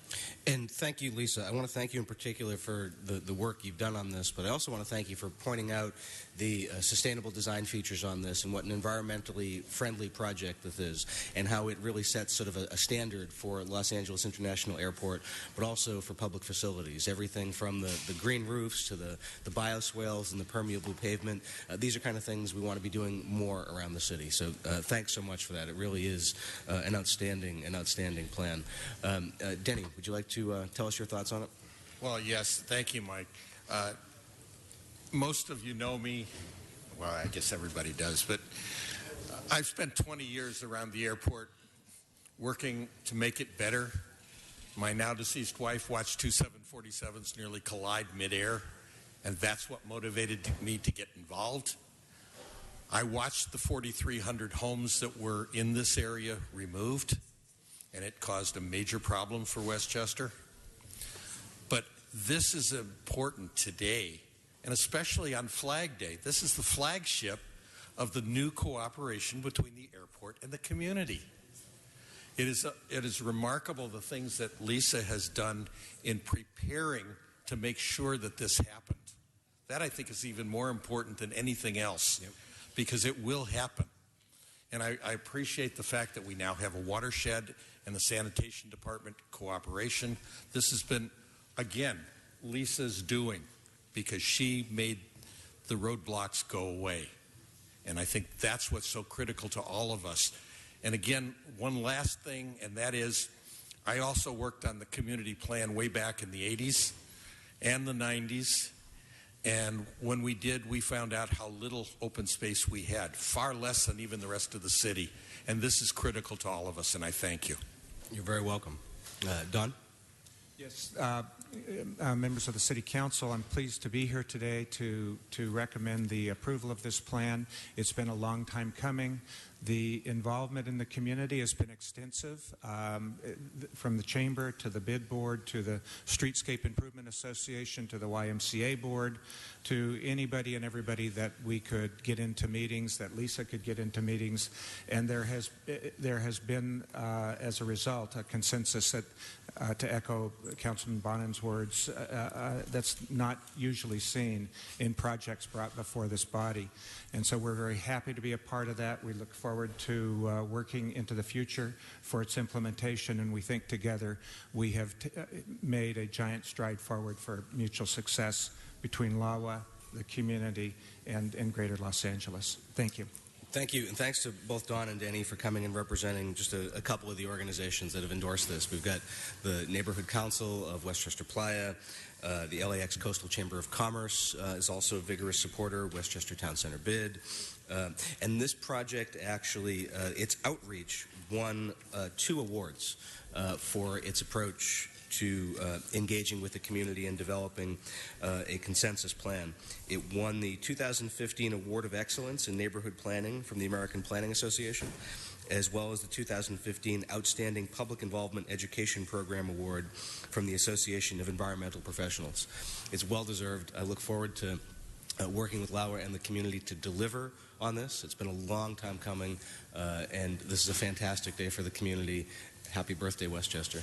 And I'd just like to say thank you to you and your leadership. You really are the one that pushed this project to even get started. You helped me get the job to get through this, and so I want to say thank you very much. And thank you very much to the consultant team and the planning department and everybody that helped us to get to this point, including your office and your staff. Have been wonderful. Thank you. Colleagues, I ask for an aye vote. Thanks. Thank you, Mr. Bonin. Let's open the roll. I'm sorry, Mr. Buscaino. Thank you, Madam President. I want to rise and congratulate our colleague, Mike Bonin. Today is a great day for CD11. You have just approved an amazing project, Pacific Palisades, this plan before us. And it goes to show that, yes, things can get done on the west side when we have an open and transparent process and a collaboration and unanimous support. And that falls in line, and it's because of your leadership, Mike. Also want to recognize the mayor for moving this plan forward. You know, just last Friday, as we all approved unanimously the Port of Los Angeles redevelopment efforts of Ports of Call, the new San Pedro Public Market. And you have two ports, a seaport and an airport, that values its respective communities. And nowhere in the country are you going to find the development moving forward, both at the Los Angeles World Airport and the Port of Los Angeles. And this plan before us calls for open space, retail, commercial opportunities, creating a buffer zone, walkways, all the while creating job opportunities, and doing so while respecting the concerns of the communities. And that's something that we know very well that's taken shape at the Port of Los Angeles and the San Pedro Wilmington communities. And I just want to rise and congratulate the leadership at the port, all the constituencies involved here, the collaboration of all the community groups that have embraced this plan before us. And, of course, to our colleague Mike for leading this effort. Thank you so much. Thank you, Mr. Buscaino. That concludes speakers on this item. Let's open the roll, close the roll, and tabulate the votes. 12 ayes. Item passes. Let's move on to item 20. Congratulations to Mr. Bonin. Forthwith for Mr. Bonin, item 3. Madam Clerk, let's move on to item 20. Item 20, called special by Councilmember O'Farrell. Mr. O'Farrell, item 20, sir. You want to go to cards? Okay. Craig Lawley, followed by Mr. Walsh.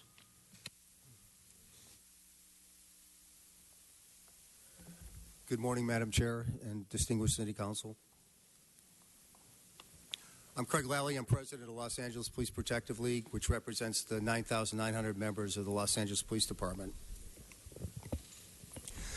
On the night of September 3rd, 1988, Officer Daniel Pratt and his partner, Veronica Jenkins, were on patrol looking for robbery suspects in the area of Florence and Crenshaw Boulevard. At some point during their surveillance, they heard gunfire erupting from the street just adjacent to that area. Officers Pratt and Jenkins observed the suspect's vehicle driven by Raylene Brooks leaving the area in a high rate of speed. The officers went in pursuit of the vehicle, and at some point during this pursuit, Raylene Brooks, who was the driver of the vehicle, decided to do an abrupt U-turn and head towards the officer's vehicle. Unbeknownst to the officers, these two suspects had just done a drive-by shooting on the adjacent street, wounding 3 people. The suspect's vehicle stopped. The male passenger, exited the vehicle and, armed with an AR-15 rifle, sprayed the officer's vehicle with automatic gunfire in the neighborhood just behind them. Officer Daniel Pratt returned gunfire and was instantly killed at the scene.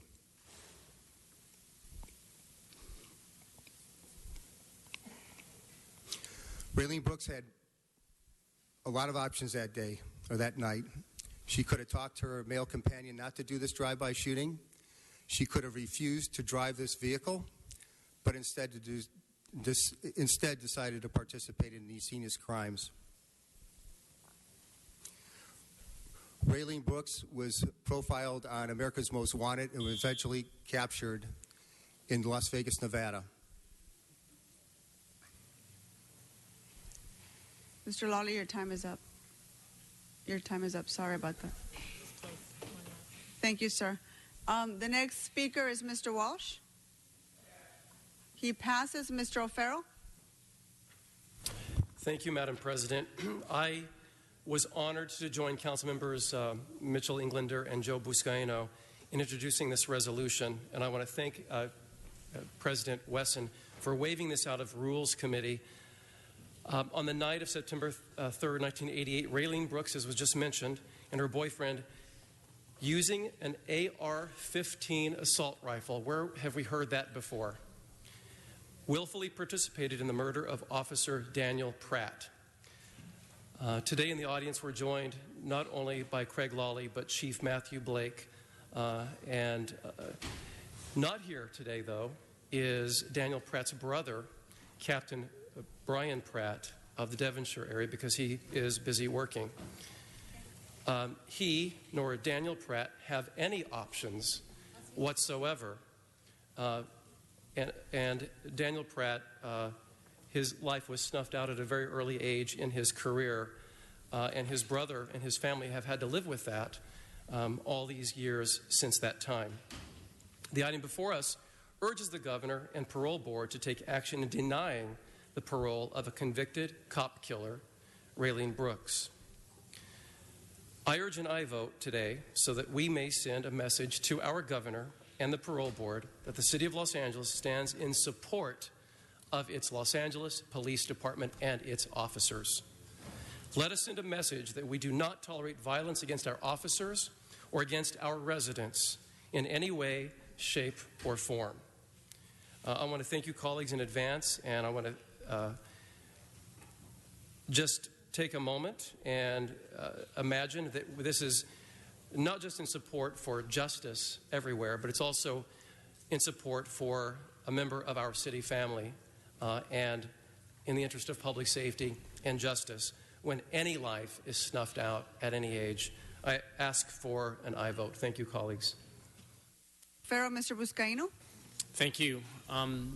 Thank you, Mitch, for supporting this motion moving forward, this resolution. We have oftentimes, and unfortunately, this body has buried police officers after that ultimate sacrifice here in the city of Los Angeles. And what we tell the loved ones at these funerals is that we'll never forget your husband, your son, your wife. And this is one of those moments that we need to hold true to those words, that we will never forget the sacrifices that our police officers make in the city of Los Angeles when they get killed in the line of duty. So appreciate this opportunity here to send a message to the parole board to deny the parole of Raylene Brooks based on the actions that were taken that took the life of our brother officer. Thank you. Thank you, Mr. Buscaino. That concludes speakers on this item. Let's open the roll, close the roll, and tabulate the vote. 11 ayes. Item passes. Thank you. Let's move on to item 22. Item 22, called special for cards. Mr. Cedillo, would you like to speak first, or would you like me to take cards? Cards. And thank you for your patience, sir. It's been a lengthy meeting. First speaker is Leticia Andrade. Leticia Andrade for item 22. She passes. Guillermina Gonzalez. Guillermina Gonzalez, is she here?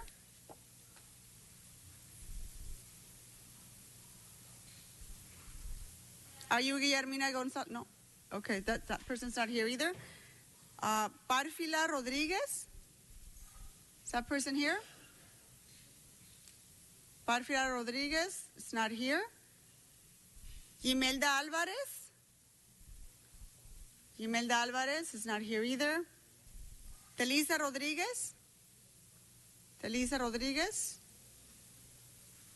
Not here either. Silvia Hernandez.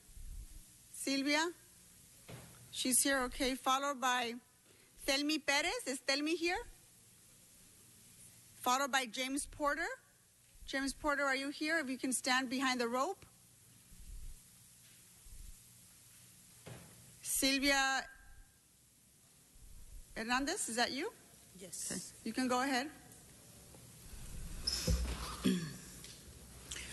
My name is Silvia Hernandez, and I'm here to urge you to build more low-income housing and preserve what is existed. And also, I wanted to share something. More than 5 years ago, I was very, very financially productive, as a lot of you guys here. But my health betrayed me, and I was the head of household, so I couldn't pay my rent, my bills. My family and we became homeless. And eventually we started experiencing all the implications to be unhoused people. Rape, abuse, criminalization, harassment. Right now, I'm under SSI and still struggling and trying to find the proper place that I could be able, where I could be able to restore my family, put it together. But there's nothing there. It's not possible. I still suffer discrimination and criminalization due to my bad credit and my own house situation.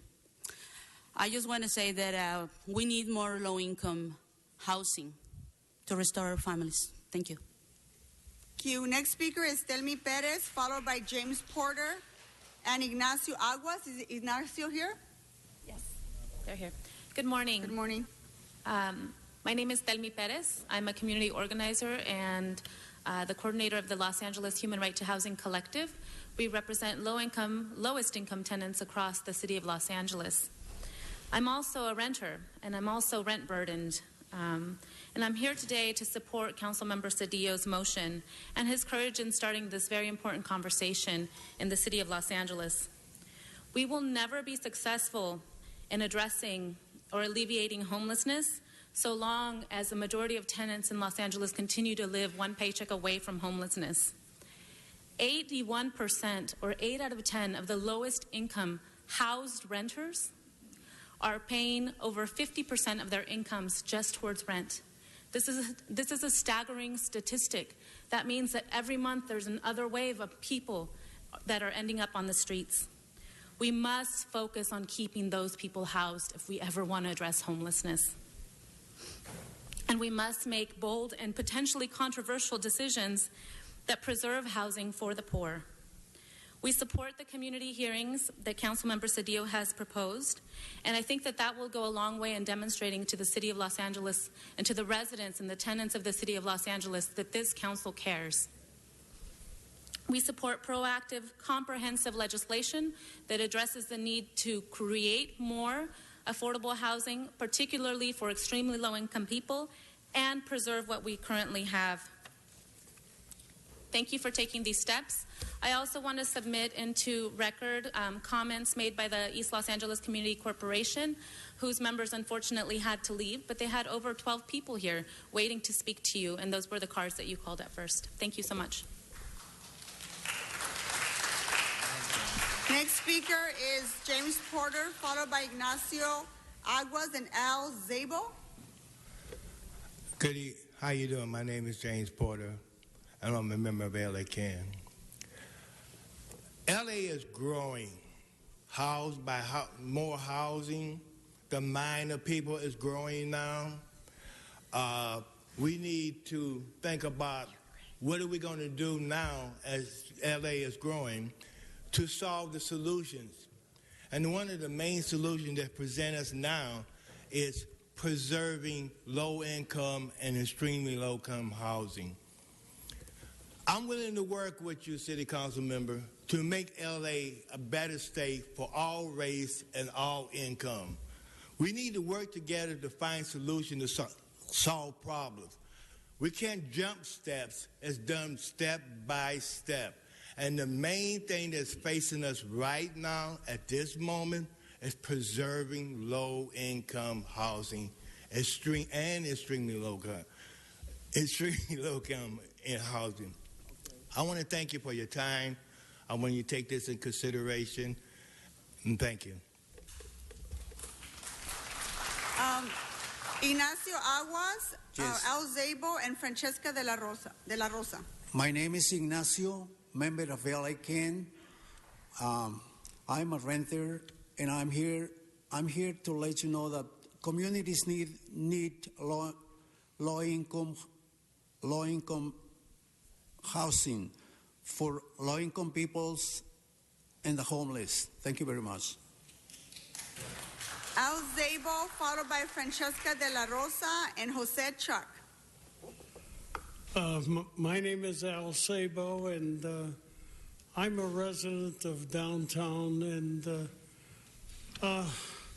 I hear everyone talking about making Los Angeles a world-class city. Well, we can build better airports or anything else, but until we take care of the homeless situation in this city, we will never be a world-class city. Now, Mr. Weezars, Councilman Weezars, District 14, has a large percentage of that homeless population, which seems to be spreading throughout the city. It's worse than it ever was. It's not getting better, and it's only going to get worse. Now, this measure, which I'm for, proposed by Councilman Cedillo, and thank you for that proposal, is only a first step in addressing a serious problem that the city has. If we don't address this problem directly and immediately, instead of sending it into further meetings, further studies, which proved to be nothing in the past and would prove to do nothing to end the situation today, all it would do is exacerbate an already horrible situation. So please support this measure, and please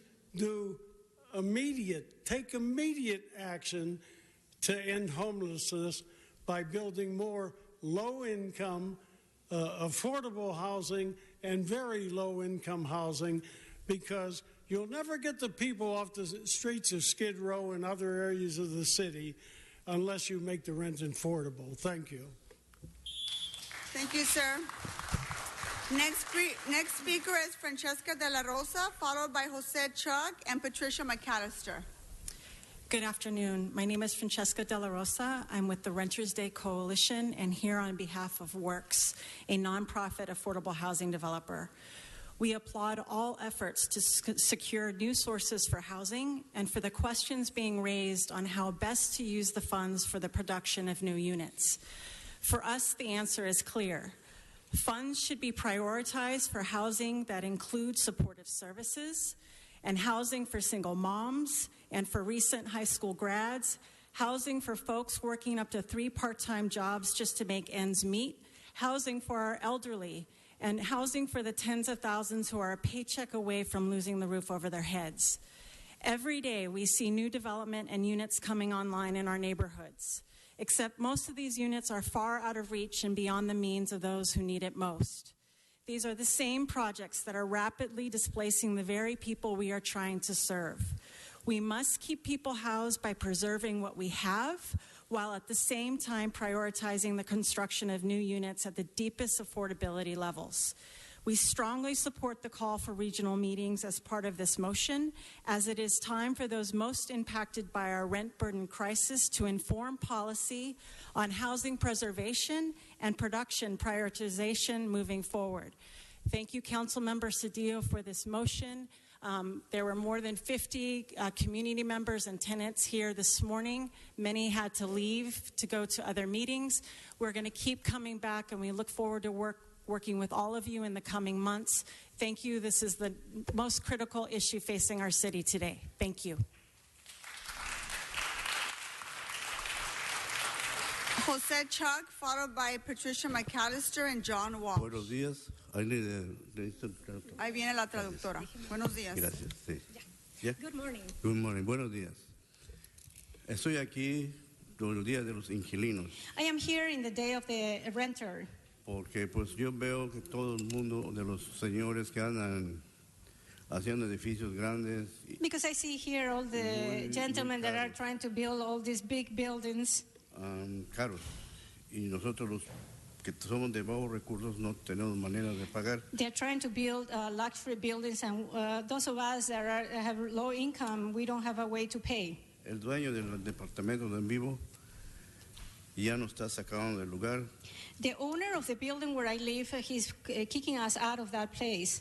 Y nosotros no tenemos dónde ir después porque ya las rentas son muy caras. And after that, we don't have a place to go because the rents are so expensive. Entonces lo que queremos que si aquí en la ciudad puede hacer apartamentos de bajos recursos. So what we want is to see if the city can build apartments of low income. Así para que nosotros tampoco en este país no nos vayamos en la calle a vivir. So for us in this country, we don't have no end up homeless and living in the streets. Exacto. Exactly. Es todo lo que tengo que decir y muchas gracias. That's all I have to say. Thank you so much. Gracias a usted.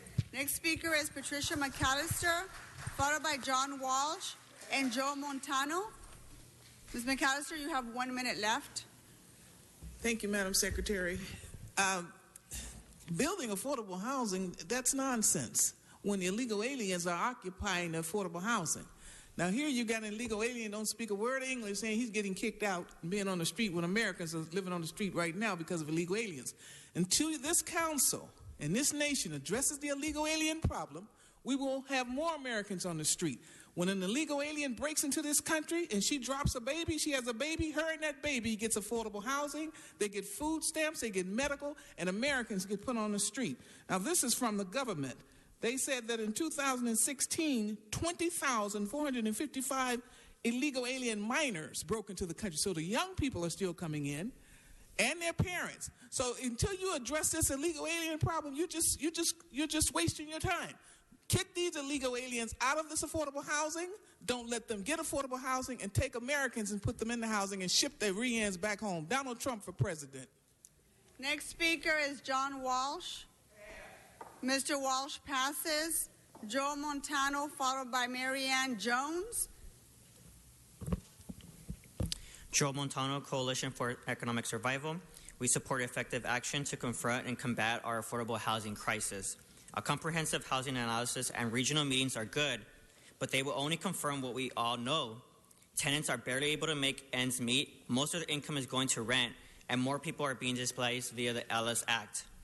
Forced to move, people can no longer find units affordable to them in their own neighborhood. Updating the 2009 rent study is okay, but it will only tell us what the situation has gotten much worse. Yet the recommendations made then are as valid today. The lack of action on those recommendations has greatly contributed to the rent burden crisis we face today. Eliminating the 3% rent floor and the 1% utility increase are still needed to address the rent burden. We need to tighten the screws on the ELLIS Act evictions. Action is needed much more than more hearings and studies. The RSO goal of balance is severely broken. LA renters face more burden and less balance. We need to fix this or things will continue to get worse. Thank you. Thank you. Next speaker is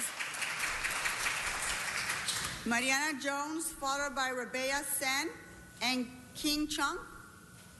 Good afternoon. My name is Mariana Huerta Jones. I'm with the Alliance for Community Transit Los Angeles, ACT-LA, a citywide alliance of over 30 housing advocacy and equitable transit organizations, as well as with the Renters Day Coalition. We strongly support the motion to hold regional meetings and hearings on the rent burden. We also urge that the council take action immediately. They need to hear directly from renters who are struggling with extreme rent burden, and we do not need more studies. We need rent relief and action to prevent working families from becoming homeless. An overwhelming majority of low-income households pay half of their rent on income or more. Pay half of their income on rent. LA is losing rent-stabilized units at an alarmingly rapid rate. A large amount of these RSO units are located near transit. So in addition to our housing crisis, we have a transit access issue where low-income transit-dependent residents cannot afford to live near transit. So we urge you to take action. Thank you so much for your support on this. Next speaker is Rabea Sen, followed by King Chung and Katie Wong. Hi, I'm Rabia with Esperanza Community Housing Corporation. The issue is simple and straightforward. Housing is a basic issue of health and human rights, and the lack of access to housing is an issue that disproportionately impacts low-income communities and especially communities of color. We know that LA is in a housing crisis, and we know that LA renters are overwhelmingly rent-burdened. But we can't just build our way out of this, relying on supply-side economics. That would only result in a story that we are all too familiar with, which is an increase of market-rate housing that remains unaffordable to most Angelenos, especially those at the lowest income levels. It will result in increased displacement of local residents priced out of their neighborhoods and put at increased risk of homelessness.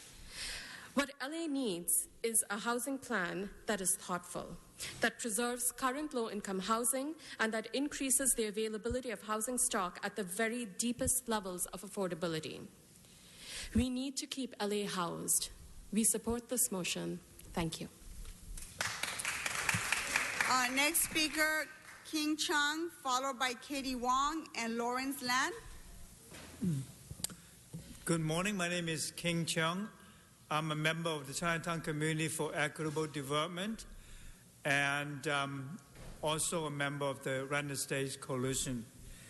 Our organization helps tenants as one of its main tasks. You know, the other day I talked to a senior. He's a renter in Chinatown. He told me that he's on fixed income, and the last few years he didn't get much of any raise.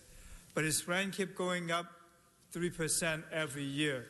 So each year he got less and less money to buy food or medicine.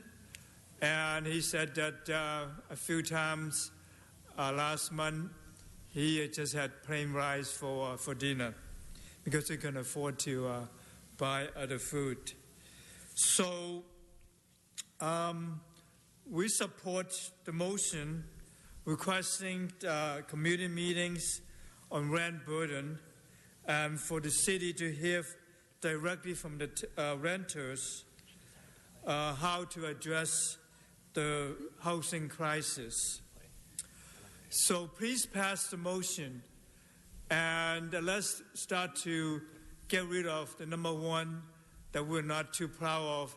The city of Los Angeles is the most unaffordable housing city in the nation. Thank you. Next speaker is Katie Wong, followed by Lawrence Land and Alan Green. Katie Wong. No, Eva Bonilla. Oh, no, le hablé a Katie Wong. Inquilinos Unidos. ¿No? No tengo su tarjeta, señora. Katie Wong, Lawrence Land, and Alan Greenlee. Hi, my name is Katie Wong. I'm a volunteer with CCD, which stands for Chinatown Community for Equitable Development, and we're also a member of the Renters Day Coalition. And we're an organization that stands with tenants, and we believe in healthy and safe communities where people can live and people can stay. The tenants that we've worked with in Chinatown, many of them are Chinese monolingual speakers, so they don't speak English. And as more and more market rate housing comes into Chinatown, landlords push out these Chinese monolingual speaking residents, pressuring them to sign agreements that they don't often understand. And when they sign these things, they have to leave their homes. And once the tenants are pushed out, there's no longer anywhere else for them to live in Chinatown. The few affordable housing units that are available in Chinatown have really long wait lists that people wait on for years. We've seen a really great need for affordable housing at the deepest affordability levels and a need to keep LA housed. We don't want any more market rate housing in Chinatown when the median income in Chinatown is below the poverty line. Thank you. Thank you. Next speaker is Lawrence Land, followed by Alan Greenlee and Joe Dolan. Hi, my name is Lawrence Land, and I live in Los Angeles, Chinatown. I work with Chinatown Community for Equitable Development, an organization that focuses on tenants' rights in Chinatown, and we're here today as a member of the Renters Day Coalition. Chinatown is home to a majority immigrant community that is made up of 94% renters, and it's one of the poorest neighborhoods in Los Angeles with an area median income of $19,500 a year. In my time living and working in Chinatown, I've met longtime Angelenos who have had to move again and again simply because they cannot afford it. One of my neighbors has moved from Silver Lake to Echo Park and to Chinatown, and again throughout Chinatown simply because their rents keep going up. Still other neighbors have had to leave Los Angeles because they can no longer keep up with the growing tentacles of Los Angeles' deepening unaffordable housing crisis. As someone who lives and works in Chinatown, I strongly support the motion from Councilmember Cedillo requesting regional meetings in the rent burden so that we can take these conversations to the communities who need it most, to the communities who are most economically vulnerable, and to the communities who are going to be most directly affected by the deepening housing crisis. Thank you. Thank you. Next speaker, Alan Greenlee. Are you here? There's no one here by that name. Joe Donlin? Joe Donlin? Santa Alice? Followed by Eva Bonilla. Is she here? Eva Bonilla, followed by Lisandro Mendoza. Is he here? Go ahead. Hello, my name is Sana Alas, and I'm speaking on behalf of PSRLA, which stands for Physicians for Social Responsibility Los Angeles, and also as a member of the Renters Day Coalition. So we at PSRLA strongly support the motion requesting regional meetings on rent burden. Studies have proven again and again what countless people have been living and struggling with every single day, that the LA rental market is incredibly unaffordable, that the lowest income households are the ones most rent burdened, the ones who are most subject to that unaffordability, and that current trends are leading to increased gentrification, displacement, and homelessness in our communities. As a health advocacy organization, we look at this housing crisis through the lens of health. Not having stable and affordable housing has been linked to countless health conditions, such as increased depression, anxiety, chronic stress, and other mental health conditions, respiratory conditions, food insecurity, elevated blood pressure, decreased social support systems, as well as access to health care. These are concerns which affect LA on all fronts. Now is the time to listen to the voices of renters from across LA and make recommendations to provide immediate rent relief. It is now the time for proactive legislation which keeps LA housed and provides new housing for those with the greatest need. By protecting and creating affordable, stable housing, we are also protecting and preserving the health of Los Angeles. Thank you. Next speaker, Elba Bonilla, Lisandro Mendoza, and Richard Otterstrom. Buenas tardes. Mi nombre es Eva Bonilla. Un momentito, señora, un momentito. Tiene la traductora. Sí. Buenas tardes. Mi nombre es Eva Bonilla. Good afternoon. My name is Eva Bonilla.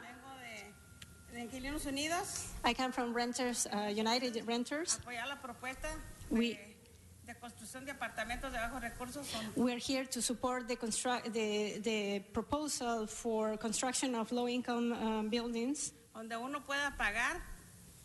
Where we can pay. Sí, como gana uno. According to our income. Yo tengo 3 meses que ando buscando y todo está muy caro. I have 3 months looking for something and everything is very expensive. El dueño ya me dijo que desocupara porque va a ser de lujo los apartamentos. The owner just told me that I have to leave because the apartments that he's going to build are going to be luxury apartments. Encuentro, pero muy cara la renta. I find, but it's very expensive, the rent. Es todo. That's it. Thank you. Gracias. The next speaker is Leonardo Mendoza, followed by Richard Otterstrom and Carla de la Paz. Buenas tardes a todos. Good afternoon, everybody. Vengo representando, mi nombre es Lisandro Mendoza, vengo representando Inquilinos Unidos. Good afternoon, everybody. My name is Lisandro Mendoza. I come here to represent United Renters. Venimos a hablar acerca de los costos de renta que están muy caros. We come here to talk about the price of the rents that are very expensive. Y las compañías nuevas que están llegando a comprar nuestras viviendas están subiendo demasiado los costos. And the companies that are coming here to buy our houses are raising the prices very much. Usando cualquier táctica para desalojarnos. They're using any tactic to kick us out of the house. Aún pasando por los derechos de los inquilinos que tenemos. Even walking over the rights of the renters, the rights that we do have. Necesitamos ser parte, queremos seguir siendo parte de la comunidad, pero necesitamos que haya vivienda disponible para todos. We do want to continue being part of the community, but we really need to have a low income housing. Thank you. That's everything. Okay, next speaker, Richard Otterstrom, followed by Carla de Paz and Jeanette Favela. Hi, I'm Rick Otterstrom, past president of AGLA. And yes, I think you already know why we have high rental costs in Los Angeles, because the first sentence of the second paragraph of your motion says high rental costs may be associated with underbuilding housing in the face of increasing demand led by continued population growth in the region. Any professional economist would tell you that is exactly why we have high housing costs of all kinds. I was appointed to the Committee of Housing Providers and Rent Control Advocates that was appointed to develop a mission that became the 2009 economic study of the Rent Stabilization Ordinance. We, along with the realtors, would like to be part of the housing crisis solutions as we were back then when the economics study was created. So don't forget us when you're putting together the group to finally talk about this. Okay? Thank you very much. Next speaker is Carla De Paz. Are you here? She's not here. Janet Favela. Steve Diaz. Steve Diaz, followed by Wesley Walker Jr. and Rigo Amavisca.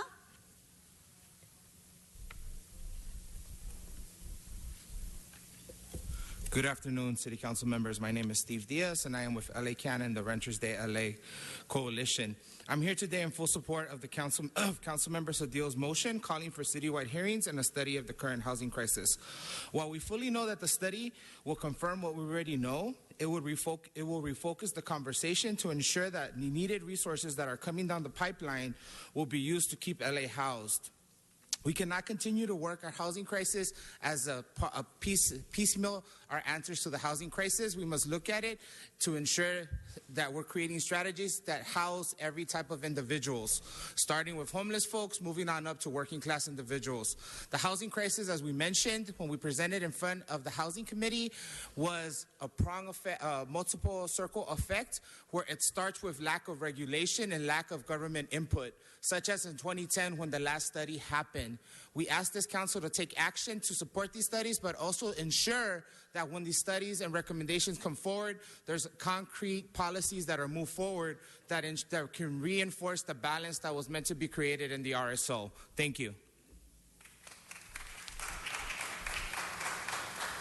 Next speaker is Wesley Walker Jr., followed by Rigo Amavisca and Jonathan Ayon. Good afternoon, everybody. My name is Wesley Walker. I'm here with the Los Angeles Community Action Network and with Renters Day Coalition. We will never solve our housing crisis if we do not also focus on the strategies to preserve the housing that we already have, including regulating demolition and conversion to the full extent of the current allowed by law. One example that I want to bring to your attention is the Salvation Army project. And Mr. Weezer, this is in your district. Here we have a building that's been slated to have a conversion of 132 micro lofts at $1,000 a room. Now this building is in the midst of Skid Row, surrounded by people that don't have homes. They're in tents. And the city failed to see the emergency that they already have declared to get homeless people off the street. And here we have a developer that is allowed by the city to come in and convert that building, which people have already been in this building, going to church. They have been in there for drug diversion.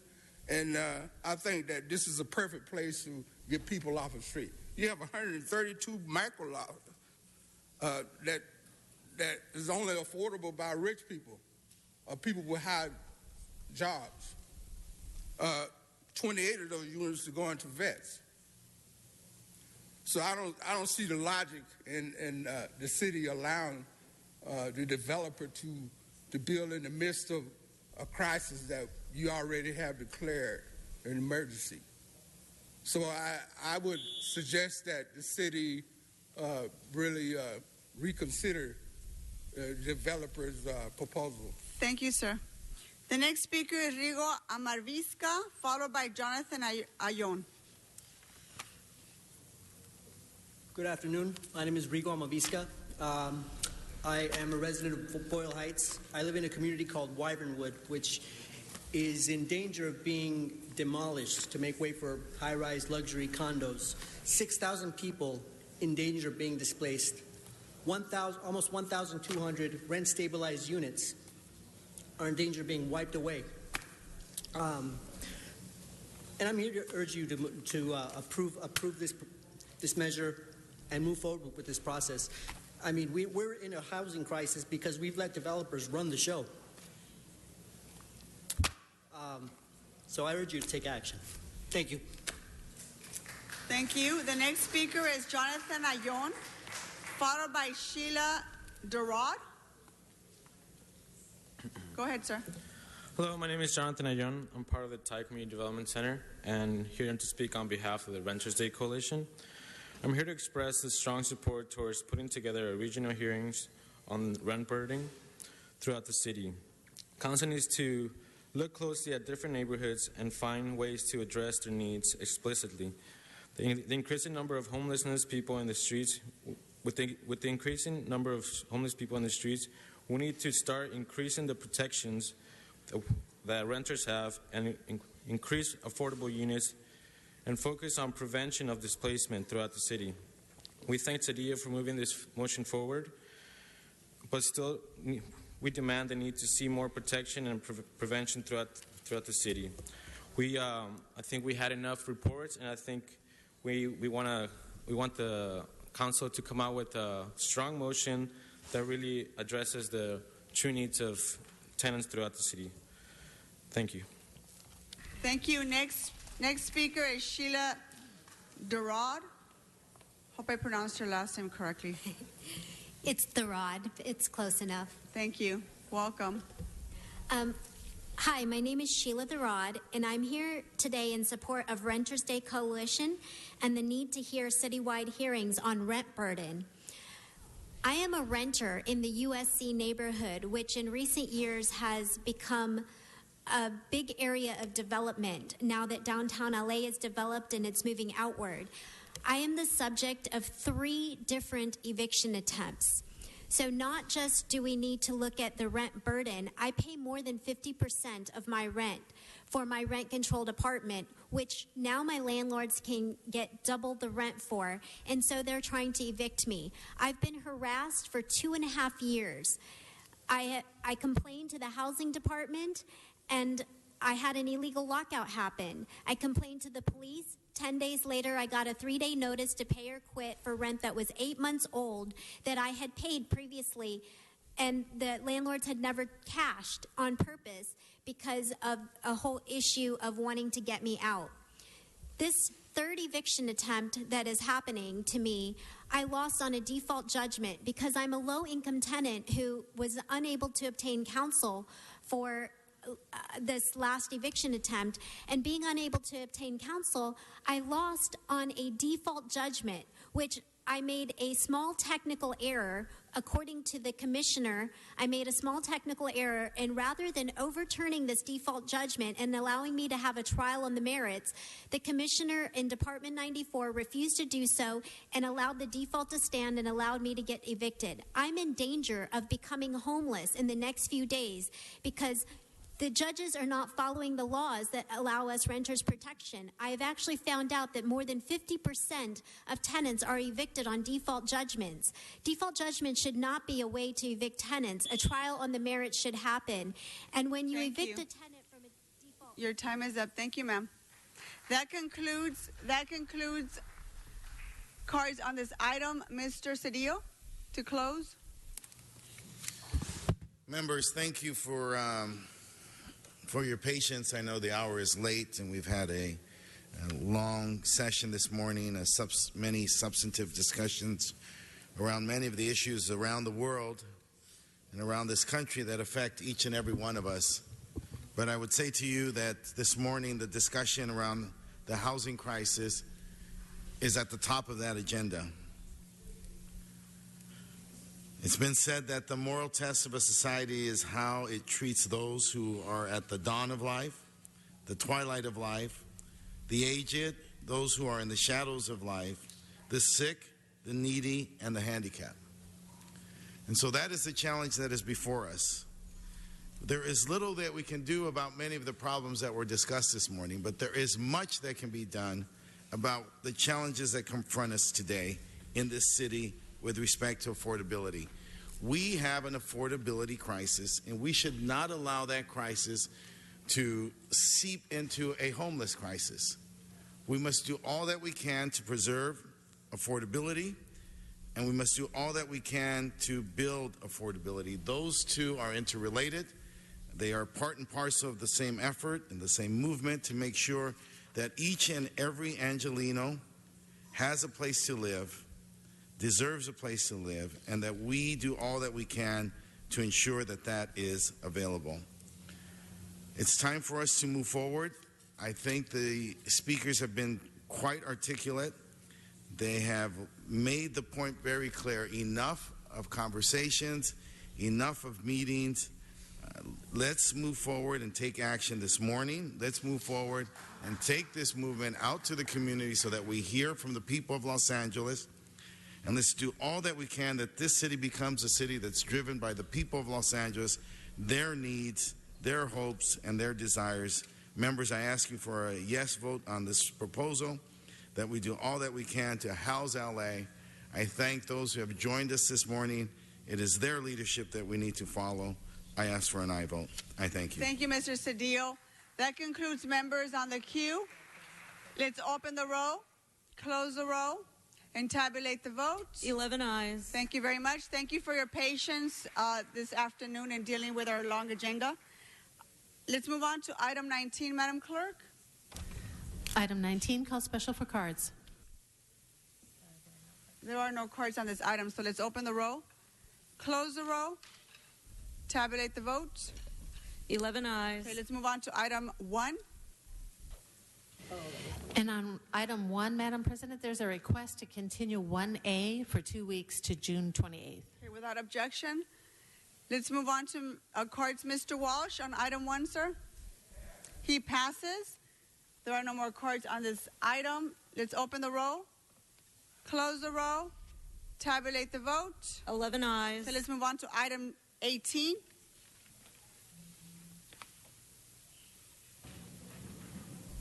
Call special for cards. Mr. Walsh.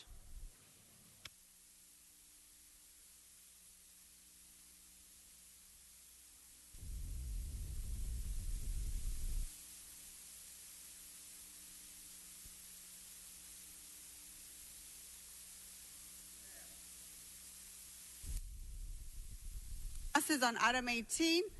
There are no more cards. Let's open the row, close the row, and tabulate the vote. 11 ayes. Let's move on to item 29. Called special for cards by Mr. Walsh.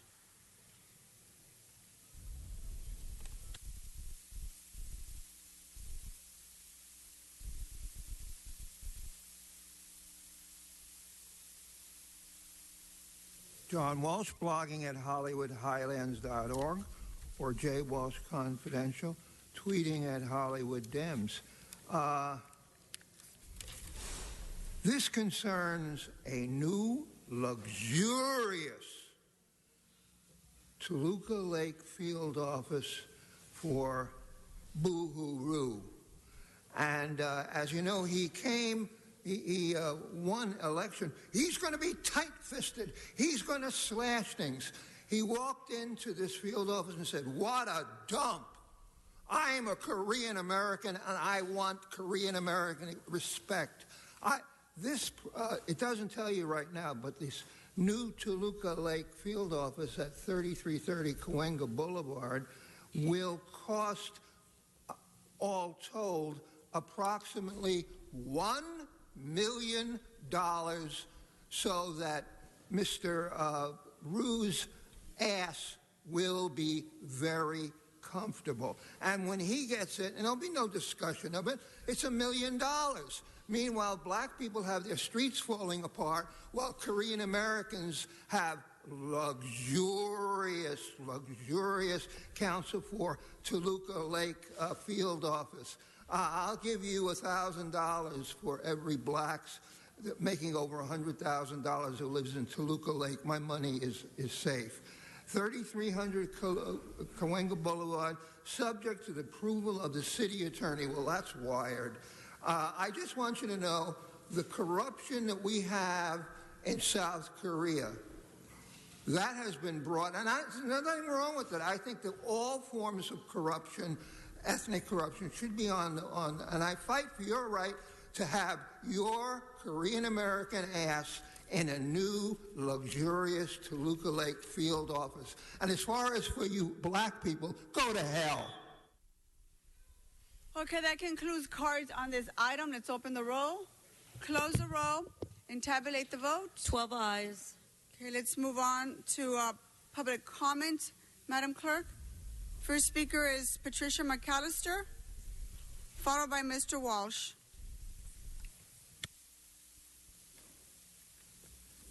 This weekend, I want to offer my condolences to the homosexuals and lesbians who were killed, and to the person who did it, his family, and himself. May they all rest in peace. I was shocked. The same day, earlier that day, I accidentally drove into the Hollywood area, and I stopped at the red light, and there were white men on bikes with penises stuck out butt naked. I thought nudity was illegal. See, you letting these homosexuals do stuff like that, that's making people upset. No one was arrested. You walk out there butt naked with your penis hanging out and see how soon the police are going to pick you up. These homosexuals should not be able to do what they want to do. I screamed because I was shocked. Women, and they had the things on the bicycle seat so you could see the penises, 2-inch white penises, and the white women with their vaginas out. Okay, had the man been here shooting, there would have been some people without penises. Had the penis shut off. Next speaker is Ted Newbob. Ted Newbob, is there anybody here by that name? And before that, Mr. Walsh. There's no Ted Newbob here? Friday, you tried to sneak the falling tiles through, but we brought it up, and the LA Times was forced to do the story. The entire 2nd Street tunnel is falling apart. Now, we come here for one reason, to get between you and the money.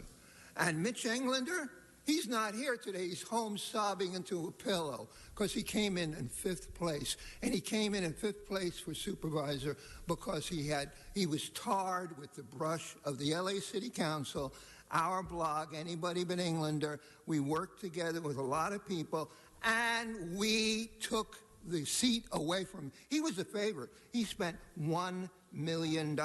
Look at item 33. I hope the media won't just toss this aside. This is Story versus Yankee. It's a civil rights case. It was on appeal. $2 million is what you're paying off. He didn't say a word. HollywoodHighlands.org. Next speaker, Ted Newbob. Is he here? No one by that name. Jacqueline Richardson, are you here?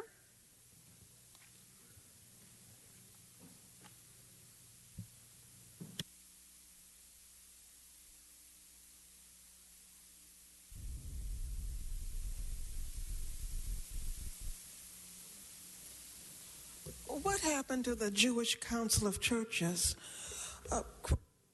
Crime is at a real high. When the Jewish Council of Churches was operating fully, crime wasn't as bad, and we didn't have all these problems that we're having now. The Jewish Council of Churches helped when they were going to put some black people out of their housing years back. One call took care of the matter. Everybody, however, in the Jewish Council of Churches is not Jewish. You have people that want to know how much. They're not Jewish, they're criminals. The Jewish people, they obey. Don't steal, don't kill, don't lie, don't covet. When they practice those laws, other people copy them. They copy them. When they were trying to put them out of housing again, the president's office, one of the president's relatives stopped that with one telephone call.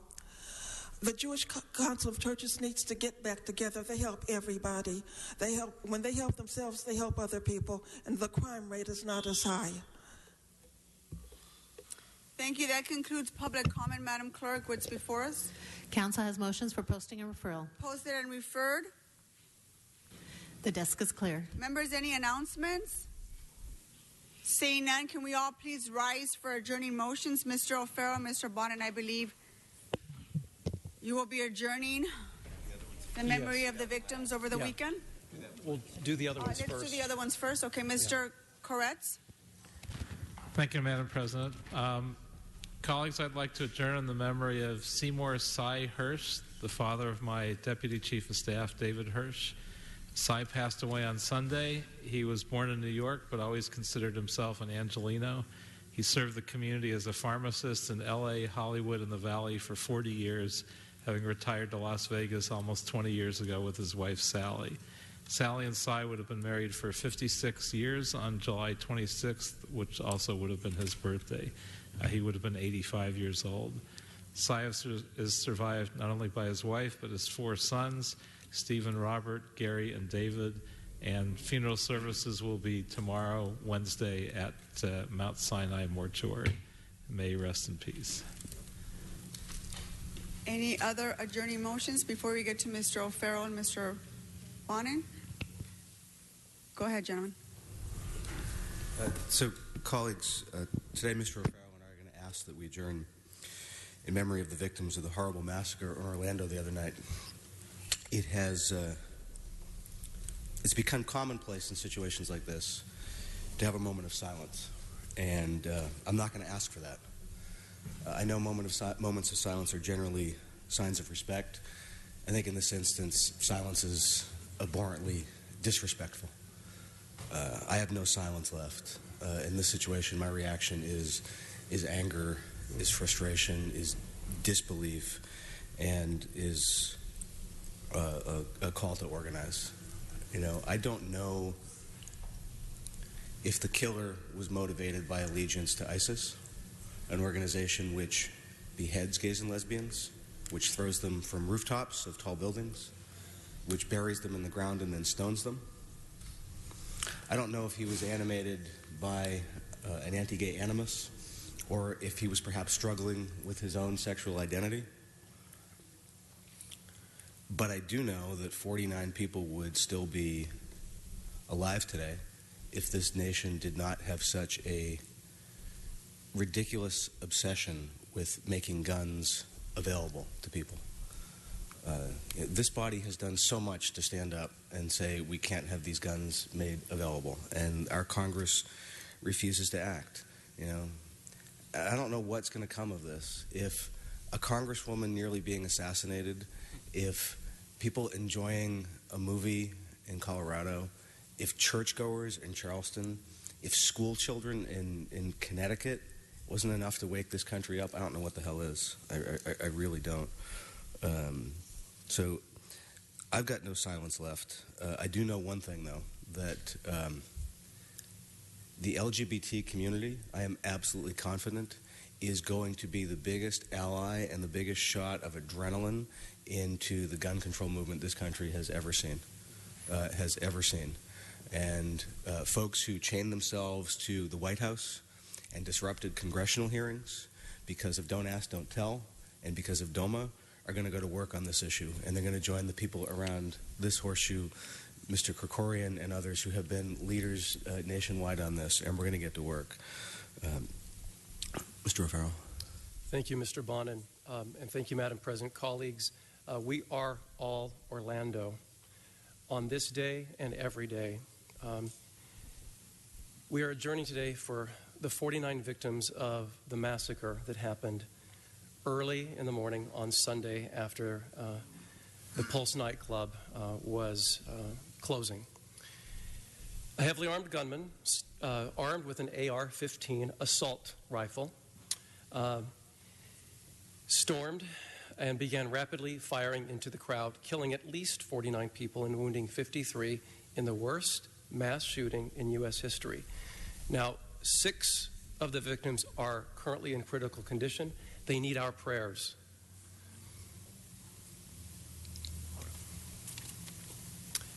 The murdered include the following: the mother of 11 who beat cancer twice, the brother whose sister drove 12 hours just to say goodbye, the couples who died together, the immigrant from South Africa, the native of Connecticut, and the stories go on and on. They range in age from 18 to 50, a barista, an accountant, a recent high school graduate who was only 18 and had her entire life ahead of her and was going to college on a basketball scholarship, a pharmacy technician, entrepreneurs, students, churchgoers. Many were gay, lesbian, or transgender, but they were all someone's son, daughter, mother, aunt, uncle, father, or friend. Yesterday evening, we gathered out on the steps of LA City Hall to mourn those lives, the majority of whom were in their 20s and 30s, and there were memorial services across the city. Now, as Mr. Bonin made reference to, if the NRA, if the National Shooting Sports Foundation, if the California Rifle and Pistol Association, and the gun lobby in general does not think that we're going to start going after them and those who aid and abet terrorism across the country by supporting mass killing machines and automatic weaponry and the ammunition that feeds them, then they've got another thing coming. In 1966 into 1967, the Black Cat protests began in Los Angeles that started the LGBT rights movement in Los Angeles. 2.5 years later, we had Stonewall in the summer of 1969 in New York City. Orlando is this generation's Stonewall. And it is time, once and for all, to do all that we can to make sure that this carnage gets under control in this great country of ours. So, on that note, Mr. Bonin and I would like to read each of the victims' names one by one and their age. Stanley Almodovar III, who was 23 years old. Amanda Alvear, 25 years old. Oscar Aracena Montero, who was 26 years old. Rodolfo Ayala, 33. Antonio David Brown, 29 years old. Daryl Roman Burt II, 29. Angel Candelario Padro, 28 years old.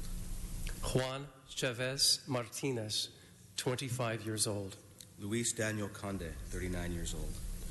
Corey James Connell, 21. Tevin Eugene Crosby, 25 years old. Dianca Deidre Drayton, 32. Simon Adrian Carrillo Fernandez, 31 years old. Leroy Valentin Fernandez, 25 years old. Mercedes Marisol Flores, 26 years old.